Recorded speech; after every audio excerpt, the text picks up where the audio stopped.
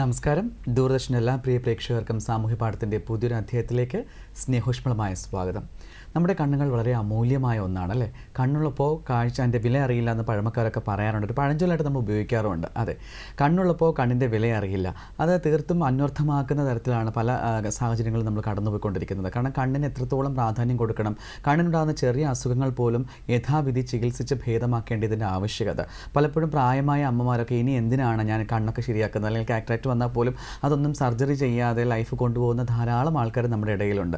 എന്നാൽ കണ്ണിനുണ്ടാകുന്ന ചെറിയ അസുഖങ്ങൾ പോലും യഥാവിധി ചികിത്സിച്ചാൽ പൂർണ്ണ കാഴ്ചയോടുകൂടി നമുക്ക് ജീവിത അവസാനം വരെ ജീവിക്കാമെന്നാണ് വിദഗ്ധർ അഭിപ്രായപ്പെടുന്നത്. അതെ, അപ്പോൾ നമ്മുടെ കണ്ണുകൾ എങ്ങനെ സംരക്ഷിക്കണം, ഈ നേത്ര ചികിത്സയുടെ പ്രാധാന്യം എന്താണ്, ഇതേക്കുറിച്ചൊക്കെ നമുക്ക് മനസ്സിലാക്കാം ഇന്നത്തെ സാമൂഹ്യ പാഠത്തിലൂടെ. അപ്പോൾ ഇന്ന് കാഴ്ച പരിശോധനകളും നേത്ര സംരക്ഷണവുമായി ബന്ധപ്പെട്ട് നിങ്ങളുടെ സംശയങ്ങൾ താഴെ കാണുന്ന നമ്പറിൽ ഞങ്ങളെ വിളിച്ച് ചോദിക്കാം. ഇന്ന് ഈ വിഷയവുമായി ബന്ധപ്പെട്ട് നമ്മുടെ സംശയങ്ങൾക്ക് മറുപടി പറയുന്നു നേത്രരോഗ വിദഗ്ധനായ ഡോക്ടർ ദേവിൻ പ്രഭാകർ. സാറിനെ സ്നേഹാദരപൂർവ്വം നമുക്ക് സാമൂഹ്യ പാഠത്തിലേക്ക് സ്വാഗതം ചെയ്യാം. നമസ്കാരം ഡോക്ടർ. നല്ലൊരു വിഷയമാണ്. നമ്മൾ ഒരുപാട് എപ്പിസോഡിലൊക്കെ ഇതൊക്കെ നമ്മൾ സംസാരിച്ചിട്ടുണ്ടെങ്കിലും ഇന്നും വളരെ റെലവൻ്റ് ആയിട്ടുള്ളൊരു കാര്യം തന്നെയാണ് നേത്ര സംരക്ഷണം എന്ന് പറയുന്നത് അല്ലേ? കണ്ണ് എത്രത്തോളം പ്രാധാന്യമാണ്, നമ്മുടെ കണ്ണിന് ഇമ്പോർട്ടൻസ് കൊടുക്കേണ്ട ആവശ്യകത എന്താണെന്നൊക്കെ നമുക്കറിയാം. കുഞ്ഞുങ്ങൾ മുതൽ പ്രായമായ ആൾക്കാർ വരെ ഒരുപോലെ കണ്ണിനെ സംരക്ഷിക്കേണ്ടതിൻ്റെ ഒരു ആവശ്യകതയുണ്ടല്ലോ. ഞാനിപ്പോൾ ആമുഖത്തിൽ പറഞ്ഞതുപോലെ തന്നെ പ്രായമായ കുറച്ച് പേരെങ്കിലും, ഞാൻ എല്ലാവരെയും പറയുന്നില്ല, കുറച്ച് പേരെങ്കിലും ഈ നേത്ര സംരക്ഷണത്തിന് കാര്യമായിട്ടുള്ള ഒരു വില കൊടുക്കാതിരിക്കുന്ന അവസ്ഥ നമ്മൾ കണ്ടിട്ടുണ്ട്. ഈ ഒരു സാഹചര്യത്തിൽ എന്താണ് ഈ നേത്ര സംരക്ഷണത്തിൻ്റെ ഒരു പ്രാധാന്യം എന്ന് പറഞ്ഞുകൊണ്ട് നമുക്ക് ആരംഭിക്കാം? അനീഷ് പറഞ്ഞ വളരെ ഇമ്പോർട്ടൻ്റ് പ്രസക്തമായ കാര്യം. നമുക്കിപ്പോൾ ഒരു കാറോ ഒരു സ്കൂട്ടറോ അല്ലെങ്കിൽ ഒരു സൈക്കിളോ ഉണ്ടെങ്കിൽ പോലും നമ്മൾ പലപ്പോഴും അത് കറക്റ്റ് സമയത്ത് വർക്ക്ഷോപ്പിൽ കൊണ്ടുപോകുന്നു, ചെക്ക് ചെയ്യുന്നു, പെട്രോൾ അടിക്കുന്നു, ഗിയർ ഡീസൽ അടിക്കുന്നു, എല്ലാ കാര്യങ്ങളും നമ്മൾ ചെയ്യുന്നു. പക്ഷേ കണ്ണിൻ്റെ കാര്യത്തിൽ പലപ്പോഴും കാഴ്ച മങ്ങുമ്പോൾ മാത്രമേ നമ്മളെ കണ്ണിനെപ്പറ്റി ഓർക്കാറുള്ളൂ. പക്ഷേ അതൊരു തികച്ചും കുറച്ച് പ്രശ്നങ്ങൾ ഉണ്ടാക്കാൻ സാധ്യതയുള്ളൊരു സിറ്റുവേഷൻ തന്നെയാണ്. പലപ്പോഴും ചില അവസരങ്ങളിൽ കാഴ്ച മങ്ങിക്കഴിഞ്ഞാൽ നമുക്ക് പിന്നെ ശരിയാക്കി എടുക്കുന്ന കാര്യം കുറച്ച് ബുദ്ധിമുട്ടാണ്. നല്ല കാഴ്ച ഉള്ളപ്പോൾ തന്നെ നമ്മൾ നിരന്തരം ആ കണ്ണുകൾ നമ്മൾ നോക്കിക്കൊണ്ടിരിക്കുകയാണെങ്കിൽ നല്ല കാഴ്ച നമുക്ക് ജീവിതകാലം മുഴുവൻ നിലനിർത്താൻ സാധിക്കും. പ്രത്യേകിച്ച് നമ്മളൊരു 40 വയസ്സ് കഴിഞ്ഞാൽ 3 വർഷത്തിലെങ്കിലും ഒരിക്കൽ നമ്മൾ നേത്രപരിശോധന നടത്തണം. ഡയബറ്റിക് ആണെങ്കിൽ നമ്മൾ നിർബന്ധമായും വർഷാവർഷമെങ്കിലും ഒരു നേത്രപരിശോധന നടത്തണമെന്നാണ് നേത്ര വിദഗ്ധരുടെ എല്ലാ പഠനങ്ങളും കാണിക്കുന്നത്. കാരണം ചില അസുഖങ്ങൾ, പ്രത്യേകിച്ച് ഡയബറ്റീസ് ഉള്ളവരിൽ കാഴ്ച മങ്ങി തുടങ്ങിക്കഴിഞ്ഞാൽ മങ്ങിയ കാഴ്ച തിരിച്ച് കിട്ടുക പ്രയാസമെന്ന് മാത്രമല്ല, ബാക്കിയുള്ള കാഴ്ച ചിലപ്പോൾ പെട്ടെന്ന് മങ്ങിപ്പോകാനും സാധ്യതയുണ്ട്. അതുകൊണ്ട് തന്നെ നമുക്ക് ഡയബറ്റീസ് ഉണ്ടെങ്കിൽ നിർബന്ധമായും ഒരു നേത്രപരിശോധന നടത്തുക. അത് കഴിഞ്ഞാൽ ചിലപ്പോൾ 1-2 വർഷം കഴിഞ്ഞിട്ട് മതി, ഡോക്ടർ പറയുന്നതനുസരിച്ച് ചെക്കപ്പ് ചെയ്താൽ മതി. ഇങ്ങനെയൊക്കെ നമ്മൾ ഒന്ന് ശ്രദ്ധിക്കുകയാണെങ്കിൽ ഏറ്റവും അമൂല്യമെന്ന് നമ്മളെല്ലാം വിശ്വസിക്കുകയും കരുതുകയും ചെയ്യുന്ന കാഴ്ച നമുക്ക് ജീവിതകാലം മുഴുവൻ നല്ല രീതിയിൽ നിലനിർത്താൻ സാധിക്കും. കുട്ടികൾക്കുള്ള ട്രീറ്റ്മെൻറ്റ് എങ്ങനെയാണ് സാധാരണ? നമ്മളത് വളരെ റെലവൻ്റ് ആയിട്ടുള്ളൊരു കാര്യമാണ്. കാര്യം പലപ്പോഴും കുട്ടികൾക്ക് ഒരു കണ്ണിൽ മാത്രമാണ് കാഴ്ച മങ്ങലെന്ന് ചിലപ്പോൾ അറിയില്ല. അല്ലെങ്കിൽ ഒരു കണ്ണിൽ മങ്ങി 2 കണ്ണിലും മങ്ങലുണ്ടെങ്കിൽ ഇപ്പോൾ എല്ലാവരും അങ്ങനെ കാണിക്കുന്നവർ തെറ്റിദ്ധരിക്കും. അല്ലപ്പോൾ ഇന്നലെ വന്നൊരു കുട്ടി, കഴിഞ്ഞ ദിവസം വന്നൊരു കുട്ടി തീരെ മങ്ങലാണ്. അപ്പം ഞാൻ മോൻ എങ്ങനെയാണ് ബോർഡ് കാണുന്നത്, അത് ഞാൻ അടുത്തുള്ള കുട്ടിയുടെ പേപ്പർ നോക്കി എഴുതും. അപ്പം നമ്മൾ ചെയ്യേണ്ടത്, നമ്മുടെ കോവിഡിൻ്റെ പ്രത്യേകിച്ച് മുമ്പ് സമയത്ത് എല്ലാ കുട്ടികളെയും ചേർക്കുന്നതിന് മുമ്പ് ആ സ്കൂൾ അവർ ഐ ചെക്കപ്പ് നിർബന്ധമായും ചോദിക്കാറുണ്ട്. അതായത് കാഴ്ച പരിശോധിച്ച് 2 കണ്ണിനെയും കാഴ്ച എടുത്ത് ഒരു സർട്ടിഫിക്കറ്റ് കൊണ്ടുവന്നിട്ടാണ് പലപ്പോഴും UKG ഫസ്റ്റ് സ്റ്റാൻഡേർഡിൽ അഡ്മിഷൻ എടുക്കുന്നത്. അപ്പോൾ അങ്ങനെ ആകുമ്പോൾ ചെറിയ എന്തെങ്കിലും വ്യത്യാസം നമുക്ക് കണ്ടുപിടിക്കാനൊക്കെ അതിന് ഗവൺമെൻറ് തലത്തിൽ തന്നെ സ്കൂൾ ഐ സ്ക്രീനിങ് പ്രോഗ്രാംസ് പല പ്രൈമറി ഹെൽത്ത് സെൻ്ററിൽ നിന്നും ഗവൺമെൻറ് കണ്ണാശുന്നാണെങ്കിൽ അവിടെ നിന്നും ഒരു ടീം പോയിട്ട് കാഴ്ച പരിശോധിക്കുന്നുണ്ട്. അങ്ങനെയുള്ളൊരു പ്രാധാന്യം ഈ ചെറിയ മങ്ങൽ കുട്ടികൾക്കുണ്ടെങ്കിൽ ചിലപ്പോൾ അറിഞ്ഞു എന്നിരിക്കത്തില്ല. പക്ഷെ നമ്മൾ നല്ല തെളിഞ്ഞ കാഴ്ച തലച്ചോറിൽ എത്തിയാൽ മാത്രമേ കണ്ണും തലച്ചോറും നല്ല രീതിയിൽ ഡെവലപ്പ് ആവുകയുള്ളൂ. ഇപ്പോൾ ഒരു ഉദാഹരണം പറയുകയാണെങ്കിൽ നമുക്ക് എല്ലാവരും നമ്മൾ നല്ല ആഹാരം കുട്ടികൾക്ക് കൊടുത്താലേ കുട്ടി നല്ല രീതിയിൽ പൊക്കം വെച്ച് പുഷ്ടിയായി നല്ല ആരോഗ്യമായി ഇരിക്കുകയുള്ളൂ. അതേസമയം കുട്ടിക്ക് ഒരു 15-20 വയസ്സ് കഴിഞ്ഞിട്ട് ആഹാരം കൊടുക്കുന്നതെങ്കിൽ കുട്ടി പൊക്കം വെക്കത്തില്ല, വണ്ണം മാത്രമേ വെക്കുള്ളൂ. അതുപോലെ തന്നെ നമ്മൾ തെളിഞ്ഞ കാഴ്ച വളർന്ന പ്രായത്തിൽ തലച്ചോറിൽ എത്തിക്കഴിഞ്ഞാൽ മാത്രമേ ആ ഡെവലപ്മെൻറ്റ് കറക്റ്റായിട്ട് വരുള്ളൂ. അപ്പോൾ ചില അവസരങ്ങളിൽ തെളിഞ്ഞ കാഴ്ച തലച്ചോറിന് കിട്ടിയില്ല എങ്കിൽ അത് മുരടിച്ചു പോകും. പിന്നെ കണ്ണടകൾ വെച്ചാൽ പോലും നല്ല കാഴ്ച വരാത്തൊരവസ്ഥയാകും. അതിന് ആംബ്ലിയോപ്പിയ എന്ന് ഇംഗ്ലീഷിലും നമ്മൾ ടെക്നിക്കലായിട്ട് ആംബ്ലിയോപ്പിയ തന്നെ, അല്ലെങ്കിൽ ലേസിയായി മടിയൻ കണ്ണുകൾ എന്ന് മലയാളത്തിൽ വേണമെങ്കിൽ പറയാം. അതായത് കണ്ണിന് വേറെ കുഴപ്പമൊന്നുമില്ല, പക്ഷെ തെളിഞ്ഞ കാഴ്ച ബ്രെയിനിൽ എത്താത്തതുകൊണ്ട്, തലച്ചോറിൽ എത്താത്തതുകൊണ്ട് തലച്ചോറ് നല്ല രീതിയിൽ ഡെവലപ്പായിട്ട് അത് ഈ വരുന്ന ദൃശ്യങ്ങൾ കറക്റ്റായിട്ട് വ്യാഖ്യാനിക്കാൻ ഒക്കുന്നില്ല. അപ്പം അങ്ങനത്തെ ഒരു അവസ്ഥയും വരാം. അതുകൊണ്ടാണ് ഈ സെറ്റായി പോകും അല്ലേ? ബ്രെയിൻ പ്രോപ്പർലി ഡെവലപ്പ് ആവത്തില്ല. നമ്മൾ വളരെ സിമ്പിൾ ഒരു ഉദാഹരണം, നമ്മളിപ്പോൾ ഒരു കുട്ടിക്ക് നല്ല ആഹാരം കൊടുക്കുന്നില്ല, എപ്പോഴും ഫാസ്റ്റ് ഫുഡ് മാത്രം കുടിച്ച് വളർത്തുകയാണെങ്കിൽ ചിലപ്പോൾ അത് പൊക്കം വെക്കില്ല, ചബ്ബി ബേബി ആയിപ്പോൾ ചിലപ്പോൾ മുരടിച്ചു പോകും. അപ്പോൾ അതുപോലെ തന്നെ കണ്ണുകൾ പ്രോപ്പറായി ഡെവലപ്പ് ചെയ്യാനായിട്ട് കണ്ണിന് തെളിഞ്ഞ കാഴ്ച കണ്ണിലെത്തുകയും ആ തെളിഞ്ഞ കാഴ്ചയുടെ സന്ദേശം തലച്ചോറിലെത്തുകയും ചെയ്താൽ കണ്ണും തലച്ചോറുമുള്ള കമ്മ്യൂണിക്കേഷൻ ഡെവലപ്പായിട്ട് ആ കാണാനുള്ള ഭാഗം നമ്മുടെ പുറകിലായിട്ടായിരിക്കും, ഹോസ്പിറ്റൽ ലോബ്.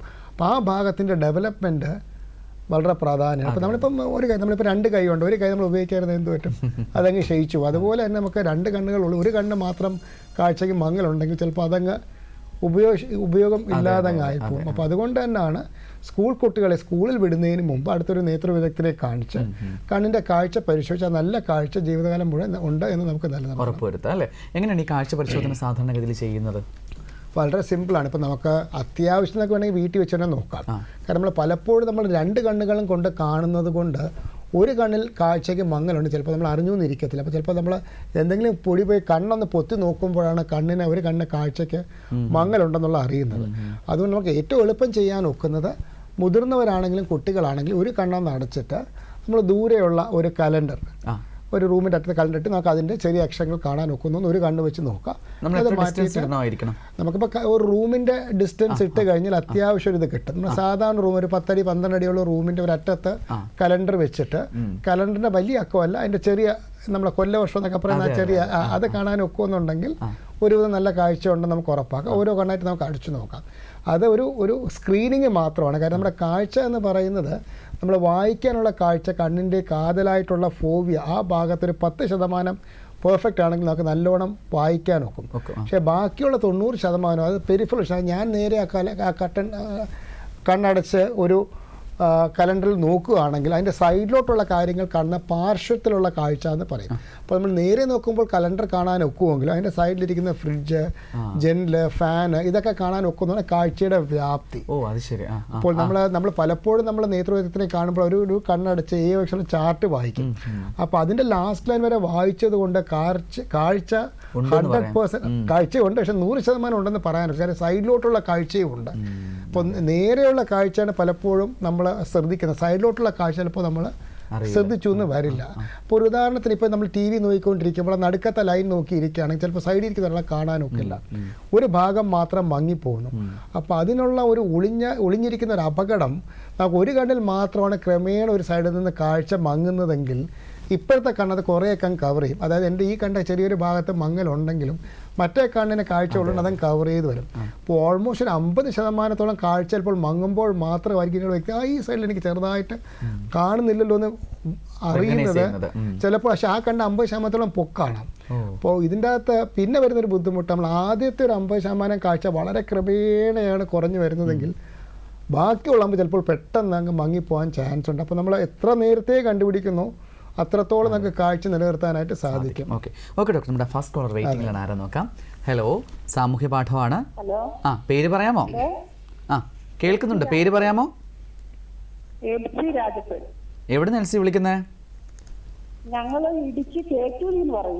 ഇടുക്കിന്ന് അല്ലേ? ശരി ശരി, സാമൂഹ്യ പാഠത്തിലേക്ക് സ്വാഗതം. ഡോക്ടറോട് ചോദിച്ചോളൂ എന്താന്ന് വെച്ചാൽ. എൽസി. ഹലോ, കേൾക്കാം. എൽസി ചോദിച്ചോളൂ. എൽസി, എന്താ കണ്ണ് ബുദ്ധിമുട്ടെന്ന് പറയാമോ? കണ്ണിൽ എനിക്ക് ഭയങ്കര വേദനയായിരുന്നു ആദ്യമേ. ശരി. ദൂരക്കാഴ്ചയില്ലായിരുന്നു, അടുത്ത് ഇങ്ങനെ കാണാനായിട്ട് ബുദ്ധിമുട്ടായിരുന്നു. കണ്ണ് തുറന്നൊന്നും ചെയ്യത്തില്ലായിരുന്നു. എത്രാമത്തെ വയസ്സിലെ കാര്യമായി പറയണേ അടുത്ത കാര്യങ്ങൾ മാത്രം കാണാൻ ഒക്കുന്നത്? എനിക്ക് എന്നത് കേട്ടില്ല, മനസ്സിലായില്ല. കൊച്ചിലേ മുതലേ അടുത്തുള്ള കാര്യങ്ങൾ മാത്രമേ കാണാൻ ഒക്കുന്നുള്ളൂ? അടുത്തുള്ളത് കാണാൻ പറ്റുള്ളൂ, ദൂരക്കാഴ്ച ഇല്ലായിരുന്നു. ശരി. കണ്ണടകൾ വെക്കുമ്പോൾ കിട്ടുമായിരുന്നോ? കണ്ണട വെക്കുമ്പോൾ നല്ലോണം കാണുകയും ചെയ്യാം, പക്ഷെ കണ്ണിന് വേദനയുണ്ട്. വേദനയുണ്ട്. ശരി, ഞാൻ ചെറുതായിട്ട് ഞാൻ ലഘുവായിട്ട് ഇത് പറയാം. നമുക്ക് കണ്ണിൻ്റെ അകത്ത് കണ്ണടകൾ കൊണ്ട് പരിഹരിക്കാവുന്ന നേത്രരോഗങ്ങൾ പ്രധാനമായിട്ട് 3 തരത്തിലാണ് നമ്മൾ പറയുന്നത്. ഒന്ന്, എൽസി പറഞ്ഞ പോലുള്ള അടുത്ത കാര്യങ്ങൾ കാണാൻ ഒക്കുകയും ദൂരക്കാര്യങ്ങൾക്ക് മങ്ങൽ വരുന്നതായിട്ടുള്ള മയോപ്പിയ അഥവാ ഷോർട്ട് സൈറ്റ്. ഇങ്ങനെയുള്ളവർക്ക് ഒരു കണ്ണടകൾ വെക്കുമ്പോൾ ദൂരക്കാഴ്ച അടുത്ത കാഴ്ച ഒരുപോലെ തെളിഞ്ഞു വരുന്നു.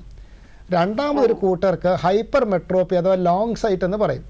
ഈ ലോങ് സൈറ്റ് ഉള്ളവർക്ക് നമുക്ക് അടുത്തുള്ള കാര്യങ്ങൾ കാണാൻ കണ്ണിൻ്റെ അകത്തുള്ളൊരു മസിലും കൂടെ വർക്ക് ചെയ്താലേ കറക്റ്റായിട്ട് കാണാൻ ഒക്കുകയുള്ളൂ. അതുകൊണ്ട് തന്നെ അവർക്ക് ദൂരക്കാര്യങ്ങൾ കാണാൻ ഒക്കുമെങ്കിലും ചെറിയൊരു തലവേദനയും കണ്ണുവേദനയും വരും, പ്രത്യേകിച്ച് കൂടുതൽ വായന, കമ്പ്യൂട്ടർ അല്ലെങ്കിൽ തയ്യലൊക്കെ ഉള്ളവർക്ക്. ലോങ് സൈറ്റ് ആണെങ്കിൽ ഇത് ലോങ് സൈറ്റും ഷോർട്ട് സൈറ്റ്. ഇത് കൂടാതെ അസ്റ്റിഗ്മാറ്റിസം എന്നുള്ള മൂന്നാമതൊരു കൂട്ടം കണ്ണടകൾ വെച്ച് പരിഹരിക്കാവുന്ന നേത്രരോഗങ്ങളും കൂടെ ഉണ്ട്. ഇതിൻ്റെ അകത്ത് സംഭവിക്കുന്നത് നമ്മുടെ ഏറ്റവും ഉള്ള സുതാര്യമായ കൃഷ്ണമണിയുടെ വളവ് നെറുകിനെ ഉള്ളതും കുറുകിനെ ഉള്ളതും തമ്മിലുള്ള വ്യത്യാസത്തിനാണ് അസ്റ്റിഗ്മാറ്റിസം എന്ന് പറയുന്നത്. അപ്പോൾ ഈ മൂന്ന് രീതിയിലുള്ള കണ്ണിൻ്റെ റിഫ്രാക്റ്റുകൾ, അതായത് കണ്ണടകളുടെ ഫോക്കസിങ് ലെൻസ് വെച്ച് മാറ്റാൻ ഒക്കുന്ന അസുഖങ്ങളിലാണ് മയോപ്പിയ, ഹൈപ്പർമെട്രോപ്പിയ, പിന്നെ അസ്റ്റിഗ്മാറ്റിസം. ഈ മൂന്ന് കൂട്ടർക്കും കണ്ണടകൾ വെച്ചാൽ കാഴ്ച നല്ല രീതിയിൽ കിട്ടും. പക്ഷേ ചിലർക്ക് നമ്മൾ കണ്ണടകൾ വെക്കാതെ അധികം വായന അല്ലെങ്കിൽ കമ്പ്യൂട്ടർ, മൊബൈലൊക്കെ നോക്കി കഴിയുമ്പോൾ കണ്ണ് വേദന, കണ്ണ് സ്ട്രെയിനിങ്ങിന് തലയിങ്ങി ഞെക്കുന്ന പോലത്തെ വേദനയൊക്കെ വരാൻ സാധ്യതയുണ്ട്. ഒന്ന്, അത് കണ്ണടകൾ വെക്കാത്തതുകൊണ്ടാകാം. രണ്ട്, കണ്ണടകളുടെ പവറിൽ ചെറിയ വ്യത്യാസം ഉണ്ടെങ്കിലാകാം. അപ്പോൾ കണ്ണിൻ്റെ അകത്ത് നമ്മുടെ ദൂരക്കാഴ്ച അടുത്ത കാഴ്ചയും മാറി മാറി കാണാനായിട്ട് കണ്ടകത്ത് ചെറിയൊരു മസിലുണ്ട്. നമ്മുടെ കൈ ഇങ്ങനെ അനക്കുന്ന പോലെ കണ്ണിൻ്റെ അകത്ത് ഈ മസിലാണ് നമ്മുടെ കണ്ണകത്തുള്ള ലെൻസിനെ അങ്ങോട്ടും ഇങ്ങോട്ടും അനക്കിയിട്ട് അതിൻ്റെ ഫോക്കസിൽ കൊണ്ടുവരുന്നത്. അപ്പോൾ ഈ മസിൽ നമ്മൾ ഒരുപാട് നേരം പ്രവർത്തിച്ച് കഴിയുമ്പോൾ ആ മസിലിന് കുറച്ചൊരു ടെൻഷനുള്ള ഇത് വന്നിട്ട് തലവേദന വരാൻ സാധ്യതയുണ്ട്. അപ്പോൾ നമ്മൾ കണ്ടതൊരു തുള്ളിമരുന്ന് ഒഴിച്ച് കൃഷ്ണമണി വികസിപ്പിച്ച് ഈ മസിലിനെയും കൂടെ റിലാക്സേഷൻ കൊടുത്ത് കറക്റ്റായിട്ടുള്ള പവർ എടുത്തു കഴിഞ്ഞാൽ ഈ തലവേദന നല്ല രീതിയിൽ മാറ്റം കിട്ടും.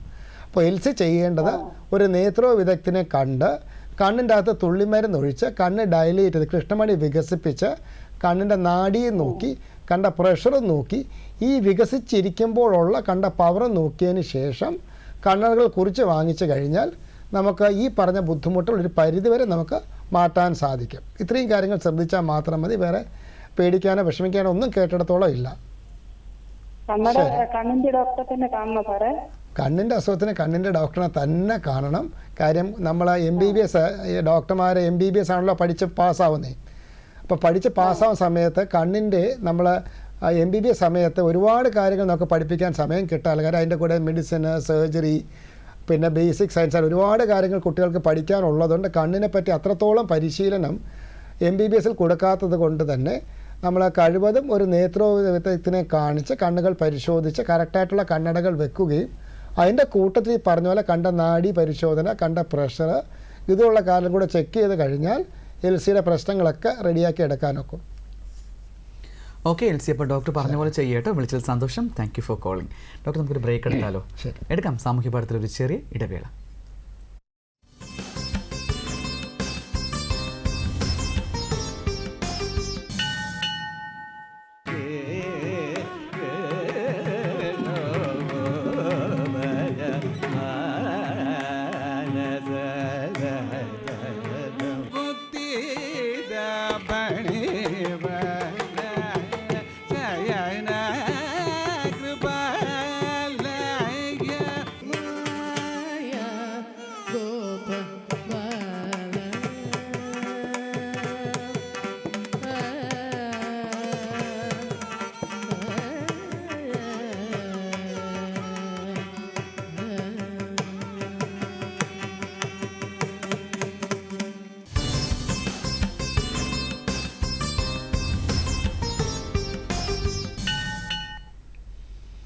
സാമൂഹ്യ പാഠം തുടരുന്നു. കാഴ്ച പരിശോധനകളും നേത്ര സംരക്ഷണവുമാണ് നമ്മുടെ ചർച്ചാ വിഷയം. ഇതുമായി ബന്ധപ്പെട്ടിട്ടുള്ള സംശയങ്ങൾ താഴെ കാണുന്ന നമ്പറിൽ ഞങ്ങളെ വിളിച്ച് ചോദിക്കാം. ഡോക്ടർ, അടുത്ത കോൾ വെയിറ്റിംഗ് ആണ്. ആരെന്ന് നോക്കാം നമുക്ക്.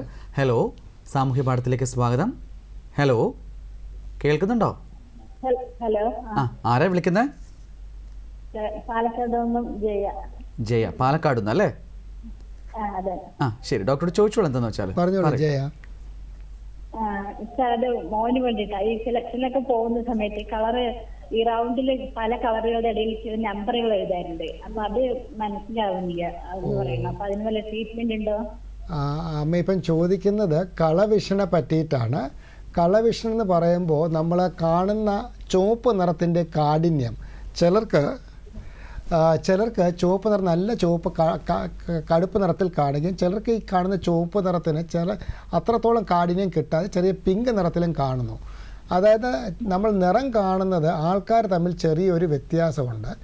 ഇത് ഒരു ബഹുഭൂരിപക്ഷം കാണുന്ന ആൾക്കാർ ചുവപ്പ് നിറം കടും ചുവപ്പിൽ കാണുന്നവർക്ക് അത് നോർമലായിട്ടുള്ള കാഴ്ചയും ഈ ചുവപ്പ് നിറം കുറച്ചുകൂടെ നിറം കുറഞ്ഞ് പിങ്കായിട്ട് കാണുന്നവർക്ക് കളർ ഡെഫിഷ്യൻസി എന്നും അല്ലെങ്കിൽ കളർ കാണാനുള്ള കാഴ്ച ശക്തി കുറവാന്നുള്ള രീതിയിൽ നമ്മൾ അതിൻ്റെ റിപ്പോർട്ട് അങ്ങനെയാണ് കൊടുക്കുന്നത്. വളരെ അപൂർവം ചിലർക്ക് നിറമേ കാണാനൊക്കാത്ത അവസ്ഥയും ഉണ്ട്. അപ്പോൾ ഇത് സത്യം പറഞ്ഞാൽ ഒരു വൈകല്യമായിട്ടൊരു അസുഖമായിട്ട് നമുക്ക് കൂട്ടാൻ ഒക്കുന്നില്ല. ആൾക്കാർക്ക് പൊക്കത്തിലും തൂക്കത്തിലും നിറത്തിലുമൊക്കെ വ്യത്യാസം വരുന്നത് പോലെ നിറങ്ങൾ കാണുന്നതിലുള്ള കാഠിന്യത്തിൽ വരുന്ന വ്യത്യാസത്തിനാണ് കളർ ഡെഫിഷ്യൻസി എന്ന് പറയുന്നത്. സാധാരണ രീതിയിൽ നമ്മുടെ ജീവിതത്തിൽ ഇത് ഒരു രീതിയിലും നമ്മുടെ കുട്ടിയുടെ ഭാവിയെ ബാധിക്കില്ല. ചില ജോലികൾക്ക് ഇത് തടസ്സമാകും. ഉദാഹരണത്തിന് നമുക്ക് റെയിൽവേസ്, പോലീസ്, പട്ടാളം, നേവി, പിന്നെ ചില IAS IPS പോലത്തുള്ള പരീക്ഷകൾക്കും നമുക്ക് ചുവപ്പ് നിറത്തിൻ്റെ കാഠിന്യം ഇമ്പോർട്ടൻ്റ് ആണ്. കാര്യം നമ്മുടെ ട്രാഫിക് ലൈറ്റുകൾ അല്ലെങ്കിൽ എമർജൻസി ലൈറ്റുകൾ, പ്ലെയിനിൻ്റെയും ട്രെയിനിൻ്റെയും ഒക്കെ ചുവപ്പ് നിറത്തിലുള്ള ലൈറ്റുകൾ, ഇതൊക്കെ ചുവപ്പ് ആയതുകൊണ്ട് അതിന് നല്ല കാഠിന്യത്തിൽ കാണാൻ ഒക്കുന്നില്ല എങ്കിൽ ഈ ജോലികൾക്കൊക്കെ ഒരു തടസ്സം വരാം. അതുകൊണ്ട് തന്നെ ഈ ജോലികൾക്ക് നമ്മൾ കളർ വിഷൻ നിർബന്ധമായും ഇല്ല എങ്കിൽ നമുക്ക് ആ ജോലികൾക്ക് കടക്കാൻ സാധിക്കില്ല. പണ്ടൊക്കെ കാർ ഓടിക്കാൻ ഡ്രൈവിംഗ് ലൈസൻസിനും ഈ കളർ വിഷൻ ചോദിക്കുമായിരുന്നെങ്കിൽ ഇപ്പോൾ നമുക്ക് കളർ വിഷൻ ഡിഫക്റ്റീവ് ആണെങ്കിലും ഇപ്പോഴത്തെ നമ്മുടെ നിയമാനുസരണം നമുക്ക് കളർ വിഷൻ ഡിഫക്റ്റീവ് ആണെങ്കിൽ നമുക്ക് കൊടുക്കാനുള്ള സാഹചര്യം ഗവൺമെൻറ് ഒരുക്കിയിട്ടുണ്ട്. അതുകൊണ്ട് കുട്ടിക്ക് ഈ കളർ വിഷൻ കുറവായിട്ട് കാണുന്ന കുറച്ച് കുറവാണെന്ന് വിചാരിച്ച് അത് മാനസികമായി വിഷമിക്കാനോ കൂടുതൽ അതിനെപ്പറ്റി കരുതാനോ ഉള്ള ഒന്നുമില്ല. നമുക്കിനി ചികിത്സ എന്ന് പറയാനായിട്ട് എക്സ്ക്രോം ലെൻസുള്ള ലെൻസുകൾ ഉണ്ടെങ്കിൽ അത്രത്തോളം പ്രാവർത്തികമല്ല ഇതൊന്നും. അതുകൊണ്ട് തന്നെ നമുക്ക് ഈ ഒരു കാര്യം മനസ്സിലാക്കിയിട്ട് ചില ജോലികൾക്ക് മുന്നേ പോകാൻ ബുദ്ധിമുട്ട് കാണും. ഇപ്പോൾ ഈ പറഞ്ഞ ജോലികൾ അത് കൂടാതെ തന്നെ നമുക്ക് ഡിസൈനിങ്, ഇപ്പോൾ നമുക്ക് ഡിസൈനിങ്ങിൽ നമുക്ക് കളർ വളരെ ഇമ്പോർട്ടൻ്റ് ആണ്. ഓരോ നിറങ്ങൾ, കാരണം ബഹുഭൂരിപക്ഷം ആൾക്കാരും കാണുന്ന നിറത്തിനനുസരിച്ചായിരിക്കും നമ്മൾ കളറുകൾ ക്രമീകരിക്കുന്നത്. അപ്പോൾ ഈ ജോലികൾക്ക് ബുദ്ധിമുട്ടാകുമെന്നല്ലാതെ വേറെ തടസ്സങ്ങളൊന്നും കുട്ടിയുടെ ജീവിതത്തിൽ ഉണ്ടാകില്ല. 1. 2, ഇതിന് നമ്മൾ ചികിത്സിച്ച് മാറ്റാനായിട്ടുള്ളൊരു അസുഖമോ അങ്ങനെയൊന്നുമല്ല. ആൾക്കാർക്ക് പൊക്കത്തിലും തൂക്കത്തിലും ഒക്കെ വ്യത്യാസം വരുന്ന പോലെ തന്നെ കണ്ണിൻ്റെ കാഴ്ചയിൽ നിറം കാണുന്നതിനുള്ള വ്യത്യാസം മാത്രമാണ്. എന്തോ ഇത് പാരമ്പര്യമായിട്ട് കിട്ടാൻ സാധ്യതയുള്ളൊരു അസുഖമാണ്. നമുക്ക് ആണുങ്ങൾക്ക് X ക്രോമോസോമും Y ക്രോമോസോമും ഉണ്ട്. പെണ്ണുങ്ങൾക്ക് 2 X ക്രോമോസോമാണ് ഉള്ളത്. ഇതിൻ്റെ അകത്ത് X ക്രോമോസോമിൽ കൂടെയാണ് നമുക്ക് കുട്ടിക്ക് കളർ വിഷൻ നമുക്ക് വരുന്നത്. അപ്പോൾ 2 X ക്രോമോസോം പെൺകുട്ടികൾക്കുള്ളത് കൊണ്ട് പലപ്പോഴും കുട്ടികൾക്ക് കളർ വിഷൻ്റെ ഒരു ജീൻ ഉണ്ടെങ്കിലും അവർക്ക് ചിലപ്പോൾ കളർ വിഷന് ബുദ്ധിമുട്ട് വരത്തില്ല. അപ്പോൾ ഈ നമുക്ക് ആണുങ്ങൾക്ക് ഒരു X മാത്രമേ ഉള്ളൂ. അതുകൊണ്ട് തന്നെ ആ ഒരു X ക്രോമോസോമിൽ ഇതുണ്ടെങ്കിൽ കളർ വിഷൻ ഡിഫക്റ്റീവ് ആകാനുള്ള സാധ്യതയുണ്ട്. ഓക്കെ ജയ, മറ്റെന്തെങ്കിലും സംശയം ചോദിക്കാനുണ്ടോ? ശരി, വിളിച്ചത് സന്തോഷം. Thank you for calling. ഇപ്പോൾ ഈ ലോങ് സൈറ്റും ഷോർട്ട് സൈറ്റും നമ്മൾ പറഞ്ഞല്ലോ. ഇപ്പോൾ ലോങ് സൈറ്റ് നമ്മളൊരു ഡിസ്റ്റൻസിൽ നോക്കുമ്പോൾ അവിടെ ആ കാഴ്ചകൾ മാത്രം നമുക്ക് നല്ലതായിട്ട് കാണുന്നുണ്ടെങ്കിൽ അതിന് നമുക്ക് ലോങ് സൈറ്റ് എന്ന് പറയും. അതായത് ഷോർട്ട് സൈറ്റിൽ നമുക്ക് എത്ര അകലത്തിൽ വെച്ചാലാണ് നമുക്ക് കാണാൻ പറ്റുന്നത്? ഷോർട്ട് സൈറ്റ് നമ്മൾ എത്രത്തോളം പവർ ഉണ്ട് എന്നുള്ളതനുസരിച്ചിട്ടാണ്. അതായത് നമ്മുടെ കണ്ണിൻ്റെ പവർ, ഒരു ഡയോപ്റ്റർ എന്ന് പറഞ്ഞാൽ 1 മീറ്ററിലുള്ള തെളിച്ചമാണ് 1 ഡയോപ്റ്റർ, 1/4 ഫോക്കൽ ലെങ്ത് ആണ്. അപ്പോൾ 2 ഡയോപ്റ്റർ ആകുമ്പോൾ നമുക്ക് 50 സെൻറ്റിമീറ്റർ വരെ കാണാൻ സാധിക്കുന്നു. അപ്പോൾ പവർ കൂടുന്നതനുസരിച്ച് നമുക്ക് വളരെ അടുത്ത് ഒരു 10 ഡയോപ്റ്ററൊക്കെ ആയിക്കഴിഞ്ഞാൽ 10 സെൻറ്റിമീറ്ററിൻ്റെ അപ്പുറത്തോട്ട് കാഴ്ചയ്ക്ക് മങ്ങൽ കാണും. അപ്പോൾ നമ്മൾ ഇത്ര അടുത്ത് വെച്ചാൽ നമുക്ക് വായിക്കാൻ പറ്റുമോ? അതല്ല, നമുക്ക് കണ്ണിൻ്റെ പവർ, അപ്പോൾ നമ്മൾ കണ്ണാടി കുറിപ്പ് എഴുതി വാങ്ങിക്കുമല്ലോ, അത് ചിലപ്പോൾ -1 അല്ലെങ്കിൽ -0.5 തൊട്ട് 10, 20, 25, 22 വരെ പവർ ആകാം. അപ്പോൾ നമ്മൾ ആ പവർ എത്രത്തോളം ഉള്ളതെന്നനുസരിച്ചാണ് നമുക്ക് എവിടെ വരെ കാണാൻ ഒക്കുന്നു എന്നുള്ളത്. ഇപ്പോൾ -1 പവറുള്ള ഒരാളാണെങ്കിൽ 1 മീറ്റർ വരെ വ്യക്തമായിട്ട് കാണാനൊക്കും, ഇവിടെ തൊട്ട് 1 മീറ്റർ വരെ. അത് -2 ആകുമ്പോൾ 50 സെൻറ്റിമീറ്റർ വരെ ആയിരിക്കും വ്യക്തത കാണുന്നത്. അപ്പോൾ -10 ഒക്കെ ആയിക്കഴിഞ്ഞാൽ 10 സെൻറ്റിമീറ്റർ വരെ കാണും, അപ്പുറത്തോട്ട് കാഴ്ചയ്ക്ക് മങ്ങൽ കാണും. അപ്പോൾ കണ്ണടകൾ വെച്ചാണ് നമ്മൾ ഈ ലെൻസിൻ്റെ പവർ വെച്ചാണ് എവിടെ വരെ കാണാൻ ഒക്കുമെന്ന് പറയുന്നത്. അപ്പോൾ അത് നമ്മളെ കുട്ടിയുടെ കണ്ണ് അല്ലെങ്കിൽ മുതിർന്നയാളുടെ കണ്ണിൻ്റെ മുമ്പിൽ ഓരോരോ ചില്ലായിട്ട് വെച്ചിട്ട് അത് നമ്മൾ ക്രമീകരിച്ച് കൊടുക്കുന്നു. അപ്പോൾ നമുക്ക് 2 രീതിയിലുള്ള പവറുണ്ട്, പ്ലസ് പവറുണ്ട്, മൈനസ് പവറുണ്ട്. നമ്മൾ പണ്ട് സ്കൂളിൽ പഠിച്ച ഓർമ്മയുണ്ടെങ്കിൽ മൈനസ് പവർ എന്ന് പറഞ്ഞാൽ കോൺകേവ് ലെൻസും, പ്ലസ് പവർ എന്ന് പറയുന്നത് convex lens. Convex lens magnifying glass, അതായത് എല്ലാ കാര്യങ്ങളും വലുതായിട്ട് കാണുന്ന കോൺവെക്സ് ലെൻസ്. കോൺകേവ് ലെൻസ് കാര്യങ്ങൾ ചെറുതായിട്ട് കാണുന്നു. മയോപ്പിയ, ഷോർട്ട് സൈറ്റ് ഉള്ളവർക്ക് കോൺകേവ് ലെൻസുകളാണ് ഉപയോഗിക്കുന്നത്. അതുകൊണ്ട് തന്നെ കാണുന്ന കാര്യങ്ങൾക്ക് കുറച്ചുകൂടി ചെറുതായിട്ടായിരിക്കും മയോപ്പിയ ഉള്ള ഒരാൾ കാണുന്നത്. അപ്പോൾ അതേസമയം കോൺടാക്ട് ലെൻസ് ഇതേ മയോപ്പിയ ഉള്ള ഒരാൾ വെക്കുകയാണെങ്കിൽ കാര്യങ്ങൾക്ക് ഓൾമോസ്റ്റ് സെയിം സൈസിൽ തന്നെ കാണാനായിട്ട് ഒക്കും. കാഴ്ചയുടെ വ്യാപ്തിയും കൂടുതൽ. ഇപ്പോൾ ഞാനിപ്പോൾ ഉദാഹരണത്തിന് ഞാനിപ്പോൾ ഈ കണ്ണടകൾ ഞാൻ വെക്കുകയാണെങ്കിൽ ഞാൻ നേരെ നോക്കുമ്പോൾ ഈ കണ്ണട ഫ്രെയിം കാണാൻ മുകളിൽ കുറച്ച് കാഴ്ച കട്ടാവുന്നു, താഴെയുള്ള ലെൻസ് താഴോട്ട് കട്ടാവുന്നു, രണ്ട് സൈഡിലും കട്ടാവുന്നു. അപ്പോൾ എനിക്ക് കുറച്ചൊരു കാഴ്ചയ്ക്ക് പരിമിതി കണ്ണടകൾ വെക്കുക. അതേസമയം ഞാൻ കോൺടാക്ട് ലെൻസാണ് വെക്കുന്നതെങ്കിൽ കോൺടാക്ട് ലെൻസ് കണ്ട കൃഷ്ണമണിയോട് ഒട്ടിച്ച് വെക്കുന്ന ലെൻസാണ് മൊത്തം നമുക്ക് കാഴ്ചയുടെ വ്യാപ്തി കുറച്ചുകൂടെ കൂടുതലായിരിക്കും. അപ്പോൾ നമുക്ക് പ്ലസ് പവറോടെ മനസ്സിലാകുമ്പോൾ ഞാൻ വെച്ചിരിക്കുന്നത് ചെറിയൊരു മൈനസ് പവർ മുകളിലും താഴെ പ്ലസ് പവർ ഞാൻ വെള്ളെഴുത്തിൻ്റെ കണ്ണുകളാണ് ഞാൻ വെച്ചിരിക്കുന്നത് എന്നുള്ളതുകൊണ്ട്. അപ്പോൾ മയോപ്പിയ ഷോർട്ട് സൈഡിലുള്ള കുട്ടികളെ കണ്ണാടി വെക്കുമ്പോൾ മൈനസ് പവർ ആണെങ്കിൽ അത് ചെറുതായിട്ട് കാണും. അതായത് ചെറിയ കുട്ടികളുടെ കണ്ണുകൾ ചെറുതായിട്ട് ഇരിക്കുകയാണെങ്കിൽ അത് മയോപ്പിയ പവറാണ് ആ കുട്ടി വെച്ചിരിക്കുന്നത്. കുട്ടിയുടെ കണ്ണ് കുറച്ചുകൂടെ വലുതായിട്ട് അല്ലെങ്കിൽ മുതിർന്നയുടെ കണ്ണ് കുറച്ചുകൂടെ വലുതായിട്ടാണ് കാണുന്നതെങ്കിൽ അത് പ്ലസ് പവർ ഹൈപ്പർ മെട്രോപ്പിയുടെ കാര്യം. നമുക്കിപ്പം ഒരു ഡോക്ടർക്ക് പലപ്പോഴും ഒരു കുട്ടിയെ കണ്ടാൽ നമുക്ക് ഏത് പവറാന്ന് ഒരു അത്യാവശ്യം ഒരു ഊഹമെങ്കിലും നമുക്ക് നോക്കാതെ തന്നെ പറയാനായിട്ടൊക്കെ അത് ഏത് ലെൻസ് എന്നുള്ള പോലെ. ഇപ്പം പലരുടെയും ഒരു ധാരണ കുട്ടി കണ്ണടകൾ വെച്ച് കഴിഞ്ഞാൽ പിന്നെ ജീവിതകാലം മുഴുവൻ ആ കണ്ണടകൾ വെക്കേണ്ടി വരുമെന്നും പിന്നെ ആ പവർ കൂടി സോഡ കണ്ണാടി ആകുമെന്നുള്ളതാണ് പൊതുവെ ഒരു ധാരണ. പക്ഷെ അത് അങ്ങനെയല്ല. നമ്മൾ ഏത് പവർ എന്നുള്ള അനുസരിച്ചാണ് കുട്ടിയുടെ പവർ കൂടുന്നോ കുറയുന്നോ എന്ന് വരുന്നത്. കുട്ടികൾ ജനിക്കുമ്പോൾ കണ്ണിനൊരു ഗോളാകൃതിയുണ്ട്. ഈ ഗോളം കണ്ണിൻ്റെ ഐബോൾ, അതായത് നമ്മൾ കണ്ണൊരു ബോൾ പോലെ ആയിരിക്കുന്നത്. ഈ ഐബോള് നമ്മൾ 0 പവറിനേക്കാളും വലുതാണെങ്കിൽ അതിന് ഷോർട്ട് സൈറ്റ് ആണ്. അതായത് അടുത്തുള്ള കാര്യങ്ങൾ കാണാൻ നോക്കുന്ന കുട്ടി. ഷോർട്ട് സൈറ്റിലെ കുട്ടിക്ക് 0 പവറിനേക്കാളും കുറച്ചുകൂടെ വലുതായിരിക്കും. ആ കുട്ടിയുടെ പവർ -1 -2 എന്നുള്ള രീതിയിലായിരിക്കും. അതായത് ഈ -1 -2 ഉള്ള പവർ കുട്ടിയുടെ വലുതാകുമ്പോൾ കണ്ണ് വലുതാവുന്നതുകൊണ്ട് ഈ പവർ കൂടി വരും. മൈനസ് പവർ അത് കണ്ണടകൾ വെക്കുന്നതുകൊണ്ടല്ല, കുട്ടി വലുതാകുമ്പോൾ ഈ പവർ ക്രമേണ കൂടി വരുന്നതാണ്. പ്ലസ് പവർ ആണെങ്കിൽ കുട്ടിയുടെ കണ്ണ് 0 പവറിനെക്കാളും കുറച്ചുകൂടി ചെറുതായിരിക്കും. അതിന് +1 +2 +3 എന്നുള്ള പവർ ആയിരിക്കും. അപ്പോൾ കുട്ടി വലുതാകുമ്പോൾ കണ്ണ് വലുതാവും, പ്ലസ് പവർ കുറഞ്ഞു വരും. അപ്പോൾ സാധാരണ ആൺകുട്ടികൾക്ക് ഒരു റാപ്പിഡ് ഗ്രോത്ത് വരുന്ന ആ ഒരു പ്രായം, അതായത് നമുക്കൊരു 12, 13 തൊട്ട് 18 വയസ്സ് പെട്ടെന്ന് കുട്ടി പൊക്കം വെക്കുന്ന സമയത്താണ് കണ്ണുകളും വരാം. അപ്പോൾ ആ സമയത്ത് പവർ ചേഞ്ച് വരാൻ പ്രായക്കാലത്ത് നമുക്ക് അതിലേക്ക് വരാം. Doctor call വെയിറ്റിംഗിലാണ്. ഹലോ, സാമൂഹ്യ പാഠമാണ്. ഹലോ, പേര് പറയാമോ? ഹലോ, എന്റെ പേര് നൈഷ, ഞാൻ എറണാകുളത്ത് നിന്നാണ് വിളിക്കുന്നത്.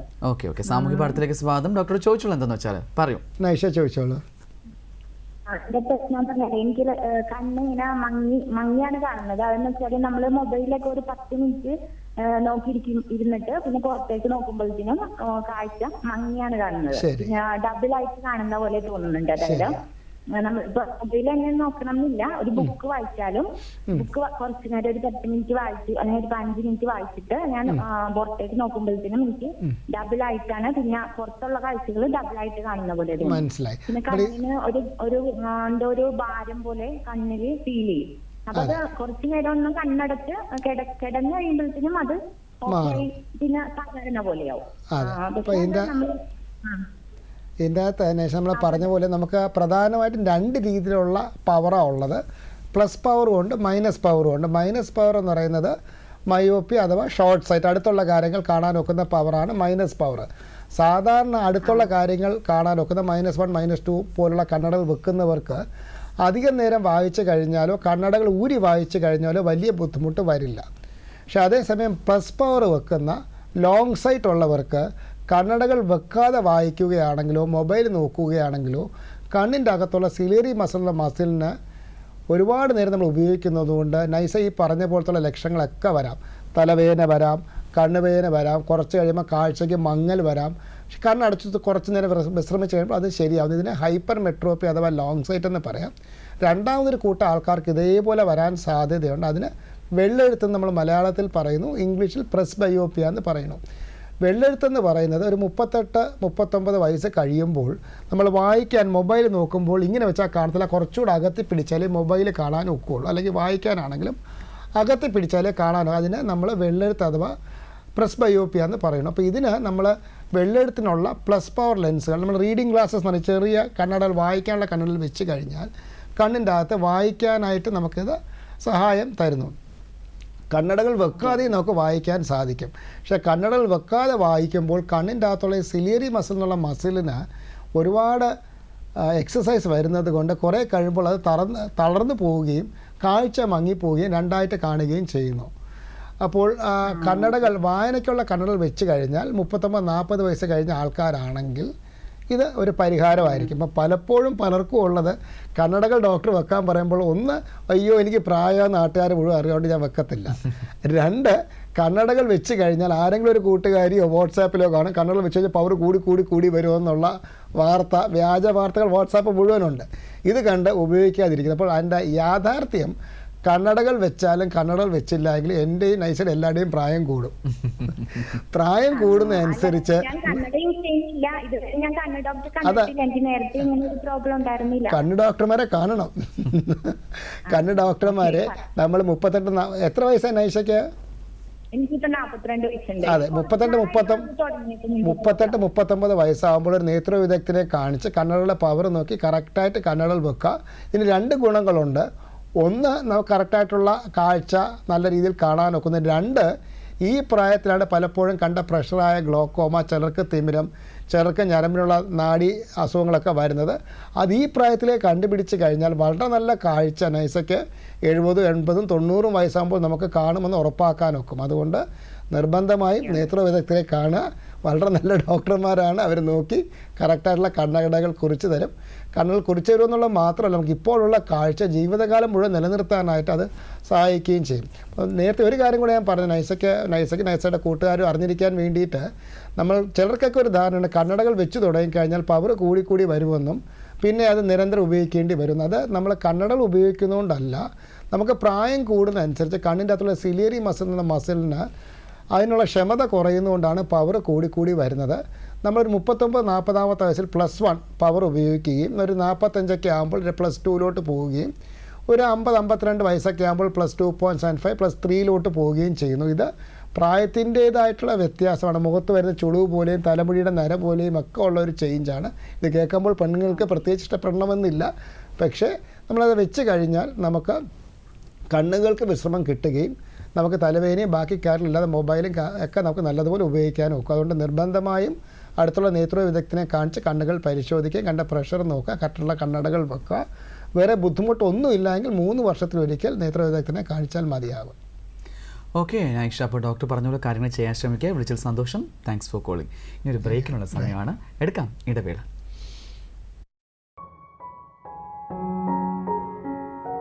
ധരയിൽ ജീവിച്ച ദിനങ്ങളിൽ നിനക്കൊരു ചാന്തോ മുഖം മണക്കും പൗഡറോ മറക്കവയ്യാത്ത ഹൃദയത്തിനുപ്പോ വിശപ്പിന്നു നാഴിയരിയോ തന്നീല.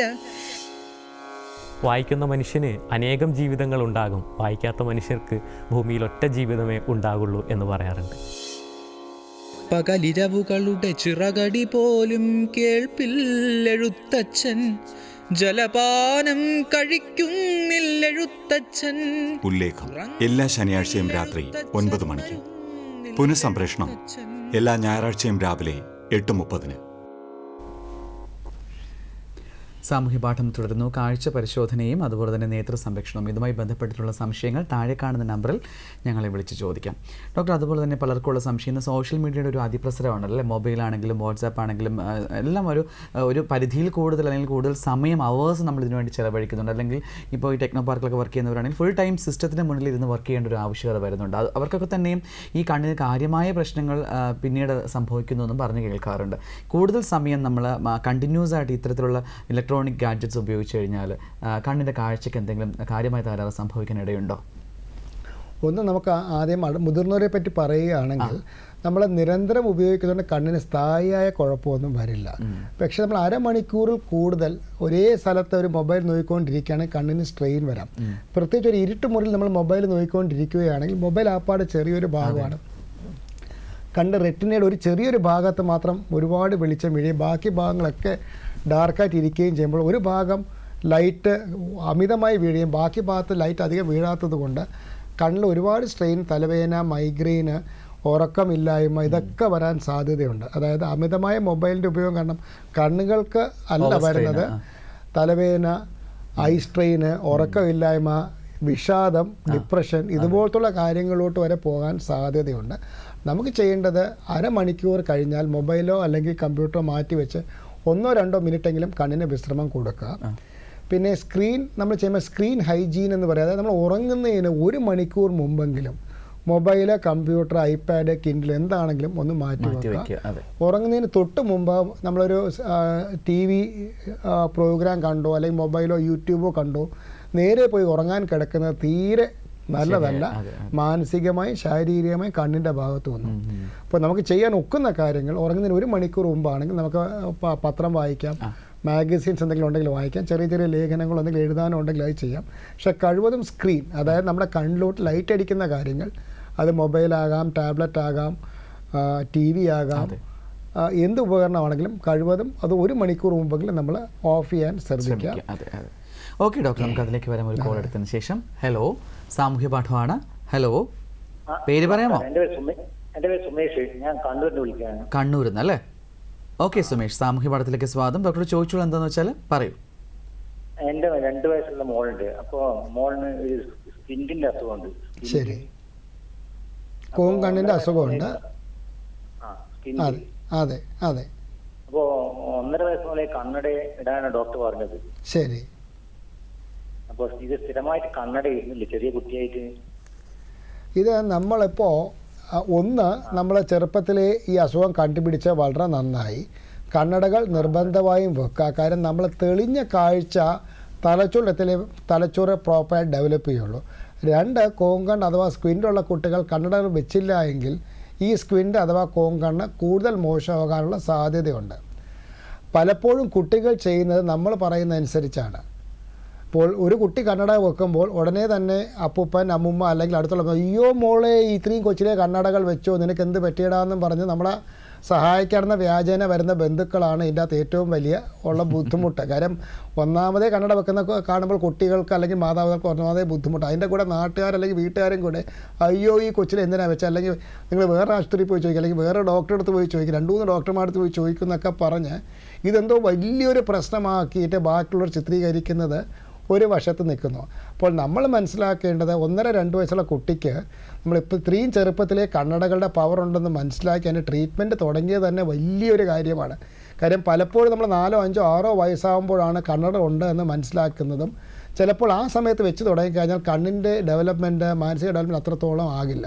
അപ്പോൾ ഫസ്റ്റ് സ്റ്റെപ്പ് എന്ന് പറയുന്നത് നമുക്ക് സന്തോഷിക്കുക വേണ്ടത്. കുട്ടിക്കൊരു പ്രശ്നമുണ്ട്, അത് നമുക്ക് വിഷമം തന്നെ, എന്നാലും ആ ഒരു അവസ്ഥ നമ്മൾ കണ്ടുപിടിക്കുകയും നല്ലൊരു ഡോക്ടറെ കാണിച്ച് കറക്റ്റായിട്ടുള്ള കണ്ണടകൾ കുറിച്ച് വാങ്ങിച്ചു എന്നുള്ളതാണ്. രണ്ടാമത് കുട്ടിയെ കണ്ണടകൾ വെപ്പിക്കുന്നു എന്നുള്ള കാര്യം, അത് നമ്മുടെ എല്ലാ കാര്യത്തിലും എടുപ്പ്. ഇപ്പോൾ ചിലപ്പോൾ കുട്ടികൾ ആഹാരം കഴിച്ചു എന്നിരിക്കത്തില്ല. അപ്പോൾ അച്ഛൻ, അമ്മ അല്ലെങ്കിൽ നോക്കുന്ന അമ്മുമ്മമാരാണെങ്കിലും ചിലപ്പോൾ കുട്ടിയെ കയ്യിലെടുത്ത് കാക്ക, പൂച്ചയൊക്കെ കാണിച്ച് നമ്മൾ ആഹാരം കൊടുക്കുന്നു. അങ്ങനെ കുട്ടിയുടെ ശ്രദ്ധ മാറ്റിയിട്ട്, അതുപോലെ തന്നെ ഇപ്പോൾ വീട്ടിലുള്ള ബാക്കിയുള്ളവർ കണ്ണട വെക്കുന്നു, മോക്ക് മാത്രം അല്ലെങ്കിൽ മോന് മാത്രം കണ്ണട ഇല്ല എന്നുള്ള രീതിയിലാക്കി കഴിഞ്ഞാൽ കുട്ടി കണ്ണട വെക്കാൻ സമ്മതിക്കും. അതുപോലെ തന്നെ കുട്ടിക്ക് കണ്ണട വെക്കുമ്പോഴാണ് കൂടുതൽ കാഴ്ച കിട്ടുന്നതെങ്കിൽ ആ കുട്ടി അത് നിർബന്ധമായിട്ടും വെക്കും. പക്ഷേ നമ്മൾ അത് വെക്കുന്നത് എന്തോ പ്രശ്നമാണ്, അല്ലെങ്കിൽ അത് വെച്ചില്ലെങ്കിൽ കടിയരിടിയിരും എന്നൊക്കെ ആ രീതിയിലൊക്കെയുള്ള സമീപനമാണെങ്കിൽ ചിലപ്പോൾ കുട്ടികൾ കണ്ണടകൾ വെച്ചു എന്നിരിക്കില്ല. അപ്പോൾ കുട്ടി കണ്ണടകൾ ആവശ്യമുള്ള ഒരു കുട്ടിയാണ്, അതിൻ്റെ കൂടെ സ്ക്വിൻ്റ് അഥവാ കോങ്കണ്ണുണ്ടെങ്കിൽ അത് നിർബന്ധമായി വെക്കുക, അല്ലെങ്കിൽ അത് വെപ്പിക്കുക. അത് വെപ്പിക്കാൻ നമ്മൾ എന്തൊക്കെയാണോ കുട്ടികൾ നമ്മൾ ബാക്കിയുള്ള കാര്യങ്ങൾ ചെയ്യുന്നത്, ഇപ്പോൾ കുട്ടിക്ക് കുളിക്കാൻ ഇഷ്ടമല്ലെങ്കിൽ നമ്മൾ കുളിപ്പിക്കാതിരിക്കുന്നില്ലല്ലോ, അതിന് വേണ്ടി നമ്മൾ ആ കുട്ടിയെ അതിനുള്ള രീതിയിൽ നമ്മൾ വളർത്തുന്നു. അല്ലെങ്കിൽ ആഹാരം കഴിക്കാൻ മടിയുള്ള കുട്ടിയാണെങ്കിൽ നമ്മൾ മറ്റു കാര്യങ്ങൾ കാണിച്ച് നമ്മൾ ആഹാരം കൊടുക്കുന്നു. അതുപോലെ തന്നെ ഈ ഒരു കാര്യത്തിലും നമ്മൾ ഇത് നിർബന്ധമാണ്, കണ്ണടകൾ വെച്ചാലേ ഒക്കൂ, ഇല്ലെങ്കിൽ കുട്ടിയുടെ വളർച്ച, ഭാവിയിലുള്ള മാനസിക വളർച്ച ഇതെല്ലാം പ്രതികൂലമെന്ന് മനസ്സിലാക്കിക്കൊണ്ട് തന്നെ ആ രീതിയിൽ നമ്മൾ സമീപിച്ചു കഴിഞ്ഞാൽ കുട്ടി കണ്ണടകൾ വെച്ച് തുടങ്ങും. അതിൻ്റെ കൂട്ടത്തിൽ ഇത് കാലികമായി ട്രീറ്റ് ചെയ്യേണ്ട ഒരു അസുഖമാണ്. ഡോക്ടർ പറയുന്നതനുസരിച്ച് 3 മാസം 6 മാസം എപ്പോഴാണെന്ന് വെച്ചാൽ ഡോക്ടറെ കാണിച്ച് കണ്ണടയുടെ പവർ കുട്ടി വലുതാവുന്നതനുസരിച്ച് കണ്ണടയുടെ പവർ മാറാൻ സാധ്യതയുണ്ട്. അപ്പോൾ ആ കറക്റ്റായിട്ടുള്ള കണ്ണടകൾ വെച്ചു കൊടുക്കുക. കുട്ടിക്ക് കണ്ണിന് എന്തെങ്കിലും എക്സസൈസോ ബാക്കി കാര്യങ്ങളോ ചെയ്യാൻ പറഞ്ഞിട്ടുണ്ടെങ്കിൽ അത് നിർബന്ധമായും ചെയ്യുക.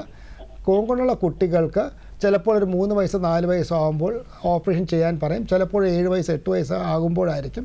ഇത് ഏത് രീതിയിലുള്ള കോങ്കണ്ണാണ്, കുട്ടിയുടെ പവർ എത്രത്തോളം ഉണ്ട് എന്ന് മനസ്സിലാക്കിയിട്ടാണ് ഡോക്ടർ പറയുന്നത്. അപ്പോൾ നമ്മളെ കാണിക്കുന്ന ഡോക്ടറെ നിരന്തരം കാണിച്ചുകൊണ്ടിരിക്കുക, അദ്ദേഹം പറയുന്ന ട്രീറ്റ്മെൻറ്റ് കറക്റ്റായിട്ട് ചെയ്യുക. ഇത്രയും നമ്മൾ ചെയ്ത് കഴിഞ്ഞാൽ കുട്ടിക്ക് വലുതാകുമ്പോഴും വളരെ നല്ല രീതിയിലുള്ള കാഴ്ച കാണുമെന്ന് നമുക്ക് ഉറപ്പുവരുത്താൻ സാധിക്കും. ഓക്കെ സുമേഷ്, അപ്പോൾ ഡോക്ടർ പറഞ്ഞ കാര്യങ്ങൾ മനസ്സിലായെന്ന് വിശ്വസിക്കുന്നു. വിളിച്ചതിൽ സന്തോഷം കേട്ടോ. Thank you for calling. ഇപ്പോൾ ഈ തിമിരം എന്ന് പറയുന്ന അസുഖം കാറ്ററാക്ട് ഇപ്പോൾ പലർക്കും നേരത്തെ വരാറുണ്ടല്ലോ. കുറേ ആൾക്കാർക്കെങ്കിലും നേരത്തെ വന്ന് അവർ ട്രീറ്റ്മെൻറ്റ് എടുക്കുന്നു, സർജറി കഴിയുന്നു. അതെന്തുകൊണ്ടാണ്? പണ്ട് ഒരു പ്രായം കഴിഞ്ഞതിന് ശേഷമാണ് നമ്മൾ സർജറിയിലേക്കോട്ടൊക്കെ പോകുന്നത്. ഇപ്പോൾ അത് നേരത്തെ ചെയ്യുന്നുണ്ടല്ലോ. എന്താണ് അതിൻ്റെ ഒരു കാരണമായിട്ട് പറയുന്നത്? സാധാരണഗതിയിൽ തിമിരം നമുക്കൊരു 40-50 വെച്ചിട്ട് തുടങ്ങാം. സാധാരണ നമ്മൾ ചെയ്യുന്ന 60 വയസ്സ് കഴിഞ്ഞ വ്യക്തികളിലാണ്. പക്ഷേ ഇപ്പോൾ നമുക്ക് ചെറുപ്പത്തിലെ തന്നെ പലപ്പോഴും കാറ്ററാക്റ്റുള്ള വരാറുണ്ട്. ഒന്ന്, പാരമ്പര്യമായിട്ട് തിമിരം ഉള്ളവർക്ക്, അതായത് അച്ഛനും അമ്മയ്ക്കും 30, 40 അല്ലെങ്കിൽ 50 വയസ്സിൽ വന്നിട്ടുള്ളവർക്ക് ചിലപ്പോൾ അതിനൊക്കെ ഒരു 10 വയസ്സ് നേരത്തെ നമുക്ക് വരാം. ഒരു 30, 40 വയസ്സിലൊക്കെ നമുക്ക് വരാൻ സാധ്യതയുണ്ട്. രണ്ടാമത്, നമ്മൾ സ്റ്റിറോയിഡ് അടങ്ങിയ മരുന്നുകൾ ഉപയോഗിച്ചിട്ടുണ്ടെങ്കിൽ, അപ്പോൾ കിഡ്നിക്ക് ഡാമേജ് ഉള്ളവർക്ക് ചിലപ്പോൾ സ്റ്റിറോയിഡുള്ള മരുന്നുകൾ കൊടുക്കും. തൊലിപ്പുറത്ത് അസുഖമുള്ളവർക്ക് ചിലപ്പോൾ നമ്മൾ സ്റ്റിറോയിഡ് അടങ്ങിയ മരുന്നുകൾ കൊടുക്കും. ആസ്മയുള്ള കുട്ടികൾക്ക്, ഇല്ലെങ്കിൽ അലർജി ഉള്ള കുട്ടികൾക്ക്, ഇങ്ങനെയൊക്കെ നമ്മൾ ആ സ്റ്റിറോയിഡ് കൊടുത്താൽ അതിൻ്റെ ഭാഗമായി നമുക്ക് ഇത് വരാം. പിന്നെ വേറെ ചില മരുന്നുകൾ, നമുക്ക് ന്യൂറോളജി സംബന്ധം ഉപയോഗിക്കുന്ന മരുന്നുകൾക്ക് ഇത് കാരണം വരാം. പിന്നെ കട്ടിക്കണ്ണടകൾ വെക്കുന്ന ആളുകൾ, മയോപ്യ, അങ്ങനെയുള്ളവർക്കും നമുക്കൊരു 30-40 വയസ്സാകുമ്പോഴേ തിമിരം ഡെവലപ്പ് ചെയ്യാനുള്ള സാധ്യതയുണ്ട്. പക്ഷെ നമുക്ക് വരാവുന്ന നേത്രരോഗങ്ങളിൽ ഏറ്റവും ഫലപ്രദമായി ചികിത്സിക്കാൻ ഒക്കുന്ന ഒരു അസുഖം ഇപ്പോൾ തിമിരമാണ്. അതുകൊണ്ട് നമ്മൾ ഏതെങ്കിലും ഒരു അസുഖം വരണമെന്ന് നമ്മുടെ ജാതകത്തിൽ അങ്ങനെയൊക്കെ വിശ്വസിക്കുന്നവരാണെങ്കിൽ പറഞ്ഞിട്ടുണ്ടെങ്കിൽ നമ്മൾ വന്നാൽ പേടിക്കാൻ അധികമില്ലാത്ത തിമിരം. എല്ലാവർക്കും തിമിരം വരണം നിർബന്ധവുമില്ല അല്ലേ? ഇല്ല, 70, 80, 90 വയസ്സായിട്ട് കഴിഞ്ഞിട്ട് നമ്മളിപ്പോൾ 100 വയസ്സിലും ഞാൻ ചെയ്തിട്ടുള്ള ഏറ്റവും 90, 92, 93 ചെയ്യാറുണ്ട്. പിന്നെ പലപ്പോഴും ആളുകൾ പറയുന്ന തിമിരമുണ്ട് ഡോക്ടർ, അതിൻ്റെ കൂടെ എനിക്ക് BP ഉണ്ട്, ഷുഗറുണ്ട്. അപ്പോൾ പലപ്പോഴും നമ്മൾ പറയുന്നത് നമ്മുടെ നാട്ടിൽ, കേരളത്തിൽ ഒരു 60 വയസ്സ് കഴിഞ്ഞവരിൽ ഡയബറ്റീസോ BP കൊളസ്ട്രോളോ ഒന്നും ഇല്ലാത്ത ആരുമില്ല. മിക്കവർക്കും ഇതെല്ലാം കാണും. അതിൻ്റെ കൂടെ ചിലപ്പോൾ ഒരു അറ്റാക്ക് വന്ന് കാണും, അല്ലെങ്കിൽ ചിലപ്പോൾ നിർഭാഗ്യവശാൽ ഒരു കിഡ്നി ട്രാൻസ്പ്ലാന്റ് വെച്ച് കഴിഞ്ഞ് കാണും. അപ്പോൾ പേഷ്യൻറ്റിന് അവർക്ക് വളരെ മാനസികമായി വിഷമമുള്ളൊരു കാര്യം, എനിക്ക് ഇത്രയും അസുഖങ്ങളുണ്ടെന്ന്. പക്ഷേ ഡോക്ടർ എന്നുള്ള രീതിയിൽ ഇതില്ലാത്ത ആളുകളെ വളരെ കാണുന്നത് വളരെ അപൂർവമാണ്. അതുകൊണ്ട് തന്നെ പലപ്പോഴും നമ്മൾ ഫുൾ ടൈം ഒരു അനസ്തീഷ്യ, പണ്ടൊക്കെ നമ്മൾ അനസ്തറ്റിസ്റ്റ് ഇല്ലാതെ ചെയ്തിട്ടുണ്ട്. ഇപ്പം നമ്മൾ അനസ്തീഷ്യ കൂടെ നിർത്തിയിട്ടാണ് പലപ്പോഴും മിക്കവാറും എല്ലാവർക്കും ഈ അസുഖങ്ങളൊക്കെ മിക്കവർക്കും ഉണ്ട്. അപ്പോൾ നമുക്ക് അടുത്ത കോൾ എടുത്താലോ? ഹലോ, സാമൂഹ്യ പാഠത്തിലേക്ക് സ്വാഗതം. പേര് പറയാമോ? എൻ്റെ പേര് അഖിൽ എന്നാണ്. എവിടെ നിന്ന് അഖിൽ വിളിക്കുന്നത്? കൊട്ടാരക്കര. ശരി, ചോദിച്ചോളൂ. എന്തെന്ന് വെച്ചാൽ പറയൂ. പറഞ്ഞോളൂ. നമസ്കാരം ഡോക്ടർ. നമസ്കാരം. എനിക്കിപ്പോ 29 വയസ്സുണ്ട്. 29 വയസ്സുണ്ട്. അഖിലല്ലേ? അതെ, പറഞ്ഞോളൂ. അതെ, ഇപ്പൊ ഷോർട്ട് സൈറ്റ് ഉണ്ട്. 5-6 വർഷമായിട്ട് കണ്ണട യൂസ് ചെയ്യുന്നുണ്ട്. ശരി. ഒരു കണ്ണ് 0.5, ഒരു കണ്ണ് 0.75. അതെ. ഈ ഷോർട്ട് സൈറ്റ് പറഞ്ഞ ലാസ്റ്റിക് സർജറി ചെയ്താൽ ഈ കണ്ണാടി മാറ്റാൻ പറ്റുമോ എന്ന് അറിയാൻ വേണ്ടിയായിരുന്നു. നമ്മൾ 0.5, 0.75 പവറിന് ലാസ്റ്റിക്ക് നമുക്ക് വേണമെങ്കിൽ ചെയ്യാം. പക്ഷേ എൻ്റെ പവർ അതുപോലത്തെ പവറാണ്. എനിക്ക് -0.5, -0.75 പവർ ഉണ്ട്. നമ്മൾ ലാസ്റ്റിക്ക് ചെയ്തില്ലെങ്കിലുള്ള അഡ്വാൻറ്റേജ്, നമുക്കൊരു 40-45 വയസ്സ് കഴിഞ്ഞാലും കണ്ണടകൾ ഇല്ലാതെ അടുത്തുള്ള കാര്യങ്ങൾ നമുക്ക് കാണാൻ സാധിക്കുന്നു. ഒരു 0.5, 0.75 പവർ ആണെങ്കിൽ നമുക്കൊരു 6-12 കാഴ്ച വരെ കണ്ണടകൾ ഇല്ലാതെയും നമുക്ക് കാണാൻ സാധിക്കും. സർക്കാർ നിയമാനുസരണം കാറ് ഓടിക്കാനോ ഡ്രൈവിംഗ് ലൈസൻസിനോ ഒക്കെ ഈ ഒരു കാഴ്ച നമുക്ക് ധാരാളം മതിയാകും. നമ്മൾ സാധാരണഗതിയിൽ ലാസിക് ചെയ്ത് നമ്മൾ മാറ്റാൻ പറയുന്നത് ഒരു -2, -3 തൊട്ട് ഒരു -8 വരെയുള്ള പവർ ആണെങ്കിൽ അവർക്ക് കണ്ണട ഇല്ലാതെ ഒരുപാട് കാര്യങ്ങൾ മങ്ങൽ കാണും. സ്വന്തം കാര്യങ്ങൾ ചെയ്യാനായിട്ടോ ഒക്കെ മങ്ങൽ കാണും. അപ്പോൾ ചെറിയൊരു പവർ നമുക്ക് വേണമെങ്കിൽ ചെയ്യാം. പ്രത്യേകിച്ച് നമുക്ക് എന്തെങ്കിലും ഒരു ഗവൺമെൻറ് ജോലിക്ക് വേണ്ടിയിട്ടാണ് ചെയ്യുന്നതെങ്കിൽ അത് ചെയ്യുന്നത് കൺസിഡർ ചെയ്യാവുന്നതാണ്. പക്ഷെ ചെയ്തില്ല എങ്കിൽ വലിയൊരു പ്രശ്നം. നമുക്ക് എത്രത്തോളം കണ്ണടകൾ മാറ്റണം എന്ന് നമ്മുടെ ആഗ്രഹം ഉണ്ടെന്നനുസരിച്ചിരിക്കും നമ്മൾ ഇതുപോലത്തെ ഒരു ചെറിയൊരു പവർ ചെയ്യണോ വേണ്ടേ എന്നൊരു തീരുമാനം എടുക്കുന്നത്. അപ്പോൾ കണ്ണട വെക്കുന്നത് തീരെ ബുദ്ധിമുട്ടാണ്. നമുക്കിപ്പോൾ കണ്ണുകൾ കൊണ്ട് ആണ് നമ്മൾ ജീവിക്കുന്നത്. അപ്പോൾ അതായത് നമ്മളിപ്പോൾ ഒരു അവതാരകനാണ്, അല്ലെങ്കിൽ ഒരു ഡാൻസറോ ഒരു പെർഫോമറോ ആണ്, നമുക്കൊരു തടസ്സമായിട്ട് തോന്നുന്നുണ്ടെങ്കിൽ നമുക്കത് എന്തുകൊണ്ടും നമുക്ക് ചെയ്ത് മാറ്റാവുന്നതാണ്. അതല്ല, നമുക്ക് ഈ ഒരു കണ്ണടകൾ വലിയൊരു വിലങ്ങ് തടിയല്ല നമ്മുടെ ജീവിതത്തിൽ നിന്നുണ്ടെങ്കിൽ നമ്മൾ ആലോചിച്ച് മാത്രം ഒരു തീരുമാനമെടുക്കുക. ചെയ്യണമെങ്കിൽ ചെയ്യാവുന്ന പവറാണ്. നമുക്ക് എത്രത്തോളം കണ്ണുകൾ മാറ്റണമെന്ന് ആഗ്രഹം ഉണ്ടെന്നനുസരിച്ചിരിക്കും ഇതുപോലത്തെ ചെറിയ പവർ ലേസർ ചെയ്യണോ വേണ്ടേ എന്നുള്ള തീരുമാനം. ഓക്കെ അഖിൽ, വിളിച്ചത് സന്തോഷം കേട്ടോ. Thank you for calling. Break എടുക്കാം നമുക്ക്. സാമൂഹ്യ പാഠത്തിൽ ഒരു ഇടവേള.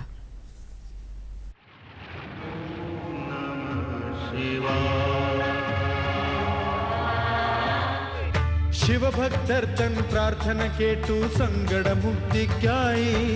ശിവഭക്തർ തൻ പ്രാർത്ഥന കേട്ടു സങ്കടമുക്തിക്കായി. ജ്യോതിർലിംഗ സ്വരൂപം പൂണ്ടു ശിവശങ്കരനാം ദേവൻ. ശിവശങ്കരനാം ദേവൻ, ശിവശങ്കരനാം ദേവൻ, ശിവശങ്കരനാം ദേവൻ, ശിവശങ്കരനാം ദേവൻ. നമഃ ശിവായ.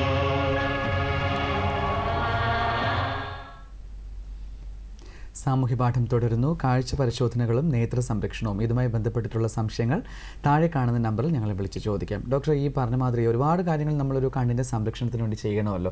ഭക്ഷണത്തിൽ എന്തൊക്കെ കാര്യങ്ങളാണ് നമ്മൾ പ്രധാനമായിട്ടും ശ്രദ്ധിക്കേണ്ടത്? നമ്മൾ ഇന്ന ഭക്ഷണം കണ്ണിന് നല്ലതാണെന്നൊക്കെ പറയാൻ ഒക്കുന്നില്ല. അപ്പോൾ പലപ്പോഴും മാതാപിതാക്കളും ചോദിക്കാറുണ്ട്, ഡോക്ടറെ ഇവരൊന്നും കഴിക്കണം, ഏത് ആഹാരം കൊടുക്കണം, ക്യാരറ്റ് നല്ലതല്ലേ? അപ്പോൾ ഉത്തരം നമ്മൾ ആ സമയത്ത് അവൈലബിൾ ആയിട്ടുള്ള ഫ്രൂട്ട്സ് ആൻഡ് വെജിറ്റബിൾസ്.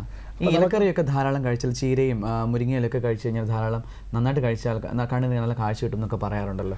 നമുക്ക് എല്ലാം ഒരു ബാലൻസ്ഡ് ഡയറ്റ്, അതായത് നമ്മൾ ആവശ്യത്തിന് അന്നജം, ആവശ്യത്തിന് പ്രോട്ടീൻ, ആവശ്യത്തിന് കാർബോഹൈഡ്രേറ്റ്സ്, ആവശ്യത്തിന് ഫ്രൂട്ട്സ് ആൻഡ് വെജിറ്റബിൾസ്. അപ്പോൾ ഫ്രൂട്ട്സ് ആൻഡ് വെജിറ്റബിൾസ് എത്രത്തോളം കൂടുതൽ കഴിക്കുന്നത് അത്രത്തോളം നല്ലത്. പക്ഷേ ഇന്ന വെജിറ്റബിൾ തന്നെ എപ്പോഴും കഴിക്കണമെന്നില്ല. അപ്പോൾ ചില കുട്ടികൾക്ക് ചിലപ്പോൾ കീര ഇഷ്ടമല്ലായിരിക്കും, അവനെ അടിച്ചേപ്പിച്ച് കീര കഴിപ്പിക്കണമെന്നില്ല. കീര നല്ല ആഹാരം തന്നെയാണ്. പക്ഷെ നമുക്ക് ഒരു വെറൈറ്റി, അന്ന് മാർക്കറ്റിൽ ഏതാണോ നമുക്ക് ലാഭത്തിന് കിട്ടുന്നത്, അപ്പോൾ നമുക്ക് മാങ്ങ ഉള്ള സീസണിൽ മാങ്ങ കഴിക്കാം. അതല്ല നമുക്ക് പേരയ്ക്കോ സപ്പോർട്ടയാണ് നമുക്ക് മാർക്കറ്റ് സീസൺ ഉള്ളെങ്കിൽ അത് കഴിക്കാം. അപ്പോൾ ഇന്ന വെജിറ്റബിളോ ഇന്ന ഫ്രൂട്ടോ എന്നുള്ളത് ഇല്ല. കീര നല്ലതാണ്, ക്യാബേജ് നല്ലതാണ്. ആപ്പാടെ കുട്ടികൾക്ക് അധികം കഴിക്കലെന്ന് പറയുന്നത് നമ്മുടെ കുക്കുംബറാണ്, വെള്ളരിക്ക.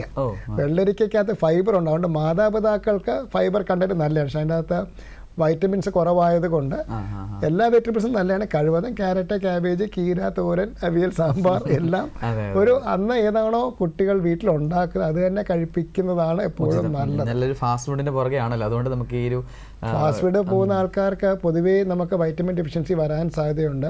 വളരെ പാക്ഡ് ആയിട്ടുള്ള കാലറീസാണ്. അതായത് നമ്മൾ ചെറിയൊരു ആഹാരം കഴിച്ചപ്പോൾ അതിനകത്ത് ഒരുപാട് കാലറീസ് കാണും, പ്രത്യേകിച്ച് അതിൻ്റെ അകത്ത് കൊഴുപ്പിൻ്റെ അംശം കൂടെ വരുന്നത് കൊണ്ട്. അതുകൊണ്ട് തന്നെ നമ്മൾ വളരെ കുറച്ച് ഫാസ്റ്റ് ഫുഡ് ആണെങ്കിൽ കഴിക്കേണ്ട ആവശ്യമുണ്ട്. നമ്മൾ എപ്പോഴും പക്ഷേ കഴിക്കുന്നത് ഒരു ഫുൾ ചിക്കനോ അല്ലെങ്കിൽ ഒരു ഫുൾ പീസ് പിസയൊക്കെ നമ്മൾ കഴിക്കുക. അപ്പോൾ അതിൻ്റെ അകത്ത് ടൈറ്റ്ലി പാക്ഡ് ഇതായതുകൊണ്ട് പലപ്പോഴും കുട്ടികൾ അമിതമായി വണ്ണം വെക്കുകയും പിന്നെ അത് കഴിച്ച് ഫുള്ളാകുമ്പോൾ എക്സസൈസ് ചെയ്യാൻ ഒക്കാത്തൊരവസ്ഥയിലോട്ടൊക്കെ പോവുകയും ചെയ്യും. നമുക്ക് അടുത്ത കോൾ എടുക്കാം. ഹലോ, സാമൂഹ്യ പാഠമാണ്.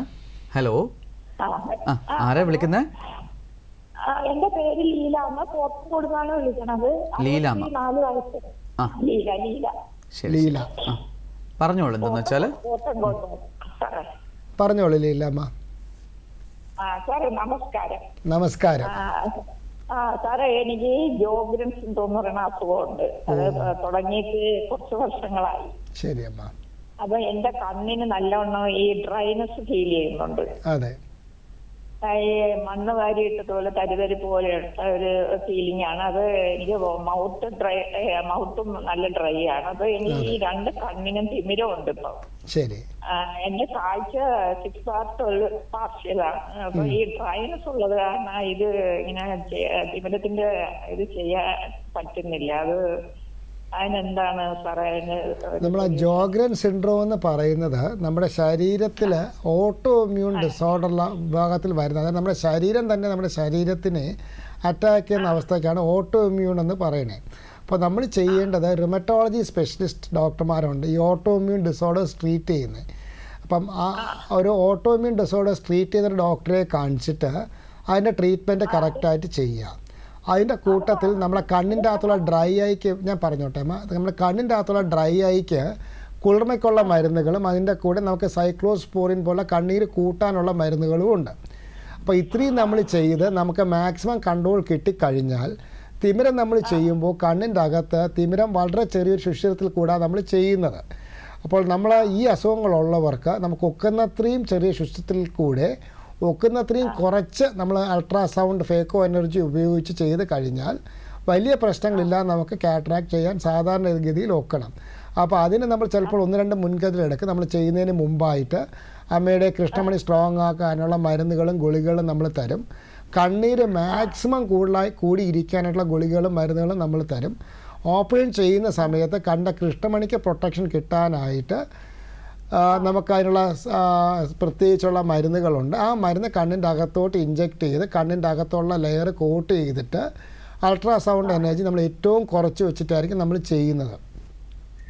ഇപ്പോഴത്തെ ലേറ്റസ്റ്റ് മെഷീനിലൊക്കെ 1-2 സെക്കൻഡേ ഉള്ള അൾട്രാസൗണ്ടിൻ്റെ യൂസ് വരുന്നത്. അതുകൊണ്ട് തന്നെ നമുക്ക് മിക്കവാറും നല്ല രീതിയിൽ സേഫായിട്ട് നമുക്ക് ചെയ്യാനായിട്ട് ഒക്കണം. ഓപ്പറേഷൻ കഴിഞ്ഞാൽ കണ്ണിൻ്റെ അകത്ത് ഈ വളർച്ച പിന്നെയും വരാതിരിക്കാനായിട്ട് നിരന്തരം നമ്മൾ ഒരുപാട് lubricant eye drops, preservative free lubricant eye drops ഉണ്ട്. അതും ഓയിൻമെൻറ്റും കൂടെ വെച്ച് നമുക്ക് വളരെ സൂക്ഷിച്ച് ചെയ്യാൻ ഒക്കണം. അത് അമ്മ കാണിച്ചുകൊണ്ടിരിക്കുന്ന ഡോക്ടറെ തന്നെ കാണിച്ചിട്ട് വളരെ കെയർഫുള്ളായിട്ട് അതങ്ങ് ചെയ്യുന്നതായിരിക്കും നല്ല കാര്യം. നമ്മൾ രോഗം മൂർച്ഛിക്കുന്ന അനുസരിച്ച് നമുക്ക് കോംപ്ലിക്കേഷൻ റേറ്റ് കൂടിയേ വരുള്ളൂ, ഒരു രീതിയിലും കുറഞ്ഞു വരില്ല. അപ്പോൾ ജോഗ്രൻ സിൻഡ്രോം ഉള്ള ആളുകൾക്കും പ്രത്യേകിച്ച് നമ്മൾ പാർക്കിൻസോണിസം പോലുള്ള ആൾക്കാർക്കും ഒക്കെ പൊതുവേ ഞാൻ പറയുന്നത് കഴിവതും നേരത്തെ അങ്ങ് ചെയ്യാം. കാര്യം നമുക്ക് ആളുടെ പ്രായം കൂടുമ്പോഴും കണ്ണിൻ്റെ ആരോഗ്യം കുറയുമ്പോഴും കണ്ണിൻ്റെ അകത്തുള്ള വ്യത്യാസങ്ങൾ കൂടുമ്പോഴും ഒക്കെ ചെയ്യാൻ പ്രയാസമാകും, പ്രത്യേകിച്ച് തിമിരം കട്ടിപിടിച്ച് വരികയാണെങ്കിൽ. അതുകൊണ്ട് തന്നെ നമ്മൾ തിമിരം അധികമില്ല എങ്കിലും നമുക്ക് അധികം പ്രായമായിട്ട് ശരാശരി മലയാളി എങ്ങനെ പോലും 10-20 വർഷം കൂടെയൊക്കെ മിനിമം ജീവിച്ചിരിക്കും നമ്മുടെ നോർമൽ ലൈഫ് എക്സ്പെക്റ്റൻസി വെച്ചിട്ട്. അതുകൊണ്ട് തന്നെ നമുക്ക് അധികം നാൾ മാറ്റിവെക്കാൻ ഒക്കില്ല എന്നാണ് ഡോക്ടർ പറയുന്നതെങ്കിൽ കഴിവതും നേരത്തെ നമ്മുടെ ആരോഗ്യവും ബാക്കി കാര്യങ്ങളൊക്കെ നമ്മൾ ഒരുവിധം കൺട്രോൾ ആക്കിയിട്ട് അങ്ങ് ചെയ്യുന്നതായിരിക്കും നല്ലത്. കാര്യം തിമിരം കൂടിയേ വരുള്ളൂ, ഒരു രീതിയിലും കുറഞ്ഞു വരില്ല. ജോഗ്രൻ സിൻഡ്രോം ചിലപ്പോൾ നമുക്ക് പൂർണ്ണമായും ശമിച്ച് കിട്ടിയെന്ന് വരില്ല. നമ്മുടെ പ്രായം കൂടുന്നതനുസരിച്ച് നമ്മുടെ ആരോഗ്യസ്ഥിതി മോശമായിട്ടാണ് പൊതുവേ വരുന്നത്. അതുകൊണ്ട് കഴിവതും നേരത്തെ അതങ്ങ് ചെയ്യുന്നതായിരിക്കും ബെറ്റർ. അമ്മയെ ചികിത്സിക്കുന്ന ഡോക്ടറുമായിട്ട് ഈ എല്ലാ വശങ്ങളും ചർച്ച ചെയ്ത് ആലോചിച്ചൊരു തീരുമാനമെടുത്ത് മുമ്പോട്ട് പോവുക.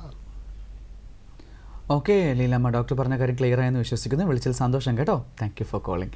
ഡോക്ടർ, അതുപോലെ ഈ കണ്ണിൽ നിന്ന് നിരന്തരമായിട്ട് വെള്ളം പോകുന്ന അവസ്ഥ, ഒരുപാട് ട്രീറ്റ്മെൻറ്റ് എടുത്തിട്ടും അത് മാറുന്നില്ലെന്ന് പറയുന്ന ഒരുപാട് പേഷ്യൻസ് ഉണ്ടല്ലോ, അവർക്ക് എന്താണ് ഒരു സൊല്യൂഷൻ നമുക്ക് പറഞ്ഞു? നമ്മളെ കണ്ണിൻ്റെ അകത്ത് കണ്ണീരുണ്ടായിക്കൊണ്ടേയിരിക്കുന്നു. അത് കുറേ നമ്മൾ അറ്റ്മോസ്ഫിയറിൽ ബാഷ്പീകരിച്ച് പോകുന്നു. ബാക്കിയുള്ള നമ്മുടെ കണ്ണിൻ്റെ അകത്ത് ചെറിയൊരു ശിശിരമുണ്ട്. ഈ ശിശിരിൽ കൂടെ മൂക്കിലോട്ട് പോകുന്നു. അതുകൊണ്ടാണ് പലപ്പോഴും നമ്മൾ കരയുമ്പോൾ മൂക്കിൻ്റെ അകത്തൊരു ഉപ്പുരസം വരുന്നത്. അപ്പോൾ ചെറിയൊരു ബ്ലോക്ക് നമ്മൾ 1-2 വർഷം കണ്ണ് അടച്ചു തുറന്നാൽ ഈ പമ്പിൽ കൂടെ അങ്ങ് പോകാം. നമുക്ക് പ്രായം കൂടുമ്പോൾ മുഖത്ത് ചുളു വീഴുമ്പോൾ കണ്ണും പോളയും തമ്മിൽ ചേർന്നിരിക്കും. അപ്പോൾ ചെറുപ്പക്കാർക്ക് നമ്മൾ പോള വലിച്ചാൽ പെട്ടെന്ന് തിരിഞ്ഞു പോകും. തിരിച്ചു പോകും. അപ്പോൾ നമുക്ക് മുഖത്ത് ചുളു ഉള്ളപ്പോൾ നമ്മൾ പോള വലിച്ചാൽ അത് വളരെ ക്രമേണ പോള തിരിച്ചു പോവുകയുള്ളൂ. അപ്പോൾ അവിടെ ഉള്ളൊരു ചെറിയൊരു പമ്പുണ്ട്. ഈ കണ്ണിൻ്റെ ഈ കോണിൽ നിന്ന് മൂക്കിലോട്ട് പോകുന്ന ചെറിയൊരു പമ്പുണ്ട്, നേസോ ലാക്രിമൽ ഡക്ട്. ഈ പമ്പിൻ്റെ ആക്ഷനിൽ കൂടെയാണ് കണ്ണിൻ്റെ അകത്തുള്ള കണ്ണീരിനെ ഒരു സക്ക് ചെയ്തെടുത്ത് മൂക്കിലോട്ട് എക്സ്ട്രാ ഉള്ളത് കളയുന്നത്. അപ്പോൾ നമുക്ക് ആ പമ്പിൻ്റെ ഫംഗ്ഷനിങ് കുറവാണ്. ഒന്ന് പ്രായമാകുമ്പോൾ വരാം, മുഖത്ത് ചുളു ഉണ്ടെങ്കിൽ വരാം. നമുക്ക് ചെയ്യാൻ ഒക്കുന്ന 1-2 വർഷം കണ്ണ് നല്ലോണം മുറുക്കി അടച്ച് കഴിഞ്ഞാൽ ഈ പമ്പ് കുറച്ചുകൂടെ എഫക്റ്റീവായിട്ട് വന്ന് കണ്ണീരങ്ങ് മാറും. 2 കണ്ണിൻ്റെ അകത്ത് നമ്മൾ കണ്ണീരിൻ്റെ ജലാംശം നമുക്ക് അളന്ന് നോക്കുന്ന ഷേമേഴ്സ് ടെസ്റ്റ് അല്ലെങ്കിൽ ലിസമിൻ ഗ്രീൻ ഡൈ ടെസ്റ്റ് നമ്മൾ ചെയ്തിട്ട് കണ്ണീർ എത്രത്തോളം ഉണ്ടെന്നുള്ള മനസ്സിലാക്കുക. 2 കണ്ണിൻ്റെ അകത്തുള്ള ഈ ചെറിയ ശുചിത്വത്തിൽ കൂടെ ഒരു മരുന്ന് വിട്ട് അതിന് ബ്ലോക്ക് ഉണ്ടോ എന്ന് നോക്കുക. ഈ രണ്ടും കൂടെ നോക്കിയതിന് ശേഷമാണ് ചിലപ്പോൾ നമ്മൾ വെറും തുള്ളിമരുന്നുകൾ മാത്രം, അധികം പ്രശ്നങ്ങളില്ലെങ്കിൽ ഒരു തുള്ളിമരുന്ന് കൊണ്ട് മാത്രം ചിലപ്പോൾ നമുക്ക് പരിഹരിക്കാൻ ഒത്തുവന്നിരിക്കും. മിക്കവാറും അല്ല, ഇപ്പോൾ പണ്ടത്തെ അപേക്ഷിച്ച് പല അസുഖങ്ങളും ഇപ്പോൾ നല്ല രീതിയിൽ ചികിത്സിച്ച് 100% എന്നൊക്കെ പറയാനില്ല, എന്നാലും വളരെ നല്ല രീതിയിലുള്ള ചികിത്സാ രീതികൾ ഇപ്പോൾ ഡെഫിനറ്റ്ലി ഉണ്ട്.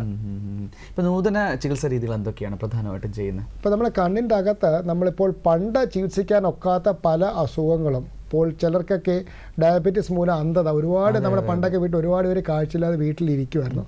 പിന്നുള്ള ഏജ് റിലേറ്റഡ് മാക്യുലർ ഡീജനറേഷൻ, അതായത് പ്രായമാകുമ്പോൾ വരുന്ന നാഡികൾക്കുള്ള ഡാമേജ്, ARMD, ഇതൊക്കെ നമ്മൾ പണ്ടത്തെ കാലത്ത് വന്നു കഴിഞ്ഞാൽ അന്ധതയായിരുന്നു ഇത്. ഇപ്പോൾ ഇതിന് ARMDക്കൊക്കെ കണ്ടാത്തോട്ട് വയ്ക്കുന്ന ഇഞ്ചക്ഷനുണ്ട്. പക്ഷേ അതിന് കുറച്ചുകൂടെ വില കൂടുതലാണ്. ഒരു 5,000 രൂപ തൊട്ട് 60,000 രൂപ വരെ ഒരു ഇഞ്ചക്ഷന് ചാർജ് വരാം. ചിലപ്പോൾ അത് മാസം ഇടവിട്ടോ 2-3 മാസം ഇടവിട്ടോ ചിലപ്പോൾ ചെയ്യേണ്ടി വരും. ഈ വർണ്ണാന്ധതയ്ക്കൊക്കെ അതാണ് നമ്മൾ പ്രധാനമായിട്ട് ചെയ്യുന്നത്. വർണ്ണാന്ധതയ്ക്ക് നമ്മൾ വർണ്ണാന്ധത കളർ വിഷൻ ഡിഫക്റ്റ് എന്ന് പറയുന്നത് ജന്മനാ വരുന്നൊരു ചേഞ്ചാണ്. അത് വലിയൊരു വ്യത്യാസം ഒന്നും പറയാനായിട്ടില്ല.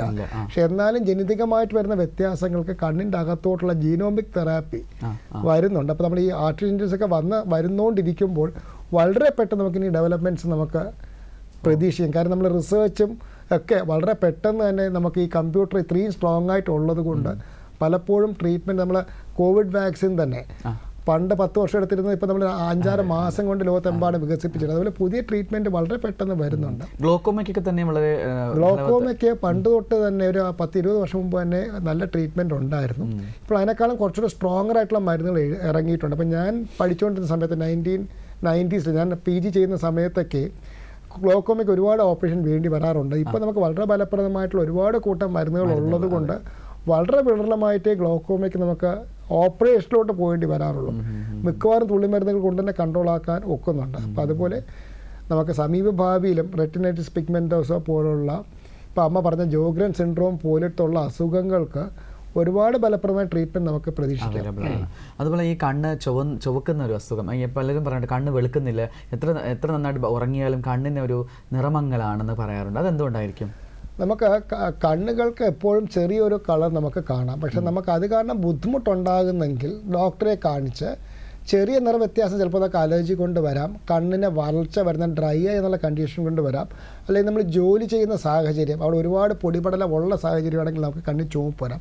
അല്ലെങ്കിൽ AC റൂമിൽ തന്നെ വർക്ക് ചെയ്യുന്ന ഒരാളാണെങ്കിൽ നമുക്കറിയാം AC റൂമിൽ AC പുറകെ കൂടെ വെള്ളം ഇറ്റിറ്റ് വീഴുന്ന കാണാം നമ്മളെപ്പോഴും. അപ്പോൾ അകത്തുള്ള ഊഷ്മാവിനെ വലിച്ചു കളയുകയാണ് AC ചെയ്യുന്നത്. അതുകൊണ്ട് തന്നെ വളരെ ഡ്രൈ ആയിരിക്കും AC റൂമിൻ്റെ അകത്തുള്ള അറ്റ്മോസ്ഫിയർ. അപ്പോൾ AC റൂമിൽ വർക്ക് ചെയ്യുന്നവർ അല്ലെങ്കിൽ ഒരുപാട് നേരം ഫ്ലൈറ്റിൽ പോകുന്നവർ, ഇവരൊക്കെ ഒരു ടീയർ സപ്ലിമെൻ്റ് കണ്ണീരിന് പകരമുള്ള തുള്ളിമരുന്ന് ഒഴിച്ചു കഴിഞ്ഞാൽ ഒരു പരിധി വരെയെങ്കിലും നമുക്ക് ഈ കണ്ണിൽ കൂടെ വെള്ളം വരുന്നത് നമുക്ക് കൺട്രോൾ ചെയ്യാൻ സാധിക്കും. ഓക്കെ ഡോക്ടർ, ഒരുപാട് കാര്യങ്ങൾ നമ്മൾ സംസാരിച്ചു. ചുരുങ്ങിയ സമയം കൊണ്ട് തന്നെ ഒരുപാട് കാര്യങ്ങൾ പറഞ്ഞു തന്നു. നമ്മുടെ ക്ഷണം സ്വീകരിച്ചു. തിരക്കൾക്കിടയിലും ഇവിടെ എത്തി ഇത്രയും കാര്യങ്ങൾ പ്രിയ പ്രേക്ഷകരുമായി ഷെയർ ചെയ്തതിന് ഒരുപാട് നന്ദി അറിയിക്കുകയാണ്. ദൂരദർശൻ്റെ പേരിലും സാമൂഹ്യ പാഠത്തിൻ്റെ പേരിലും പ്രിയ പ്രേക്ഷകരുടെ പേരിലും thank you so much doctor. സാമൂഹ്യ പാഠത്തിൻ്റെ ഇന്നത്തെ ഈ അധ്യായം ഇവിടെ പൂർണ്ണമാവുകയാണ്. ആരോഗ്യ പ്രതിബദ്ധതയുള്ള മറ്റ് വിഷയങ്ങളുമായി വീണ്ടും കാണാം. ഈ പരിപാടി കണ്ടുകൊണ്ടിരുന്ന ഇതിൽ പങ്കെടുത്ത എല്ലാ പ്രിയ പ്രേക്ഷകർക്കും നന്ദി. നമസ്കാരം.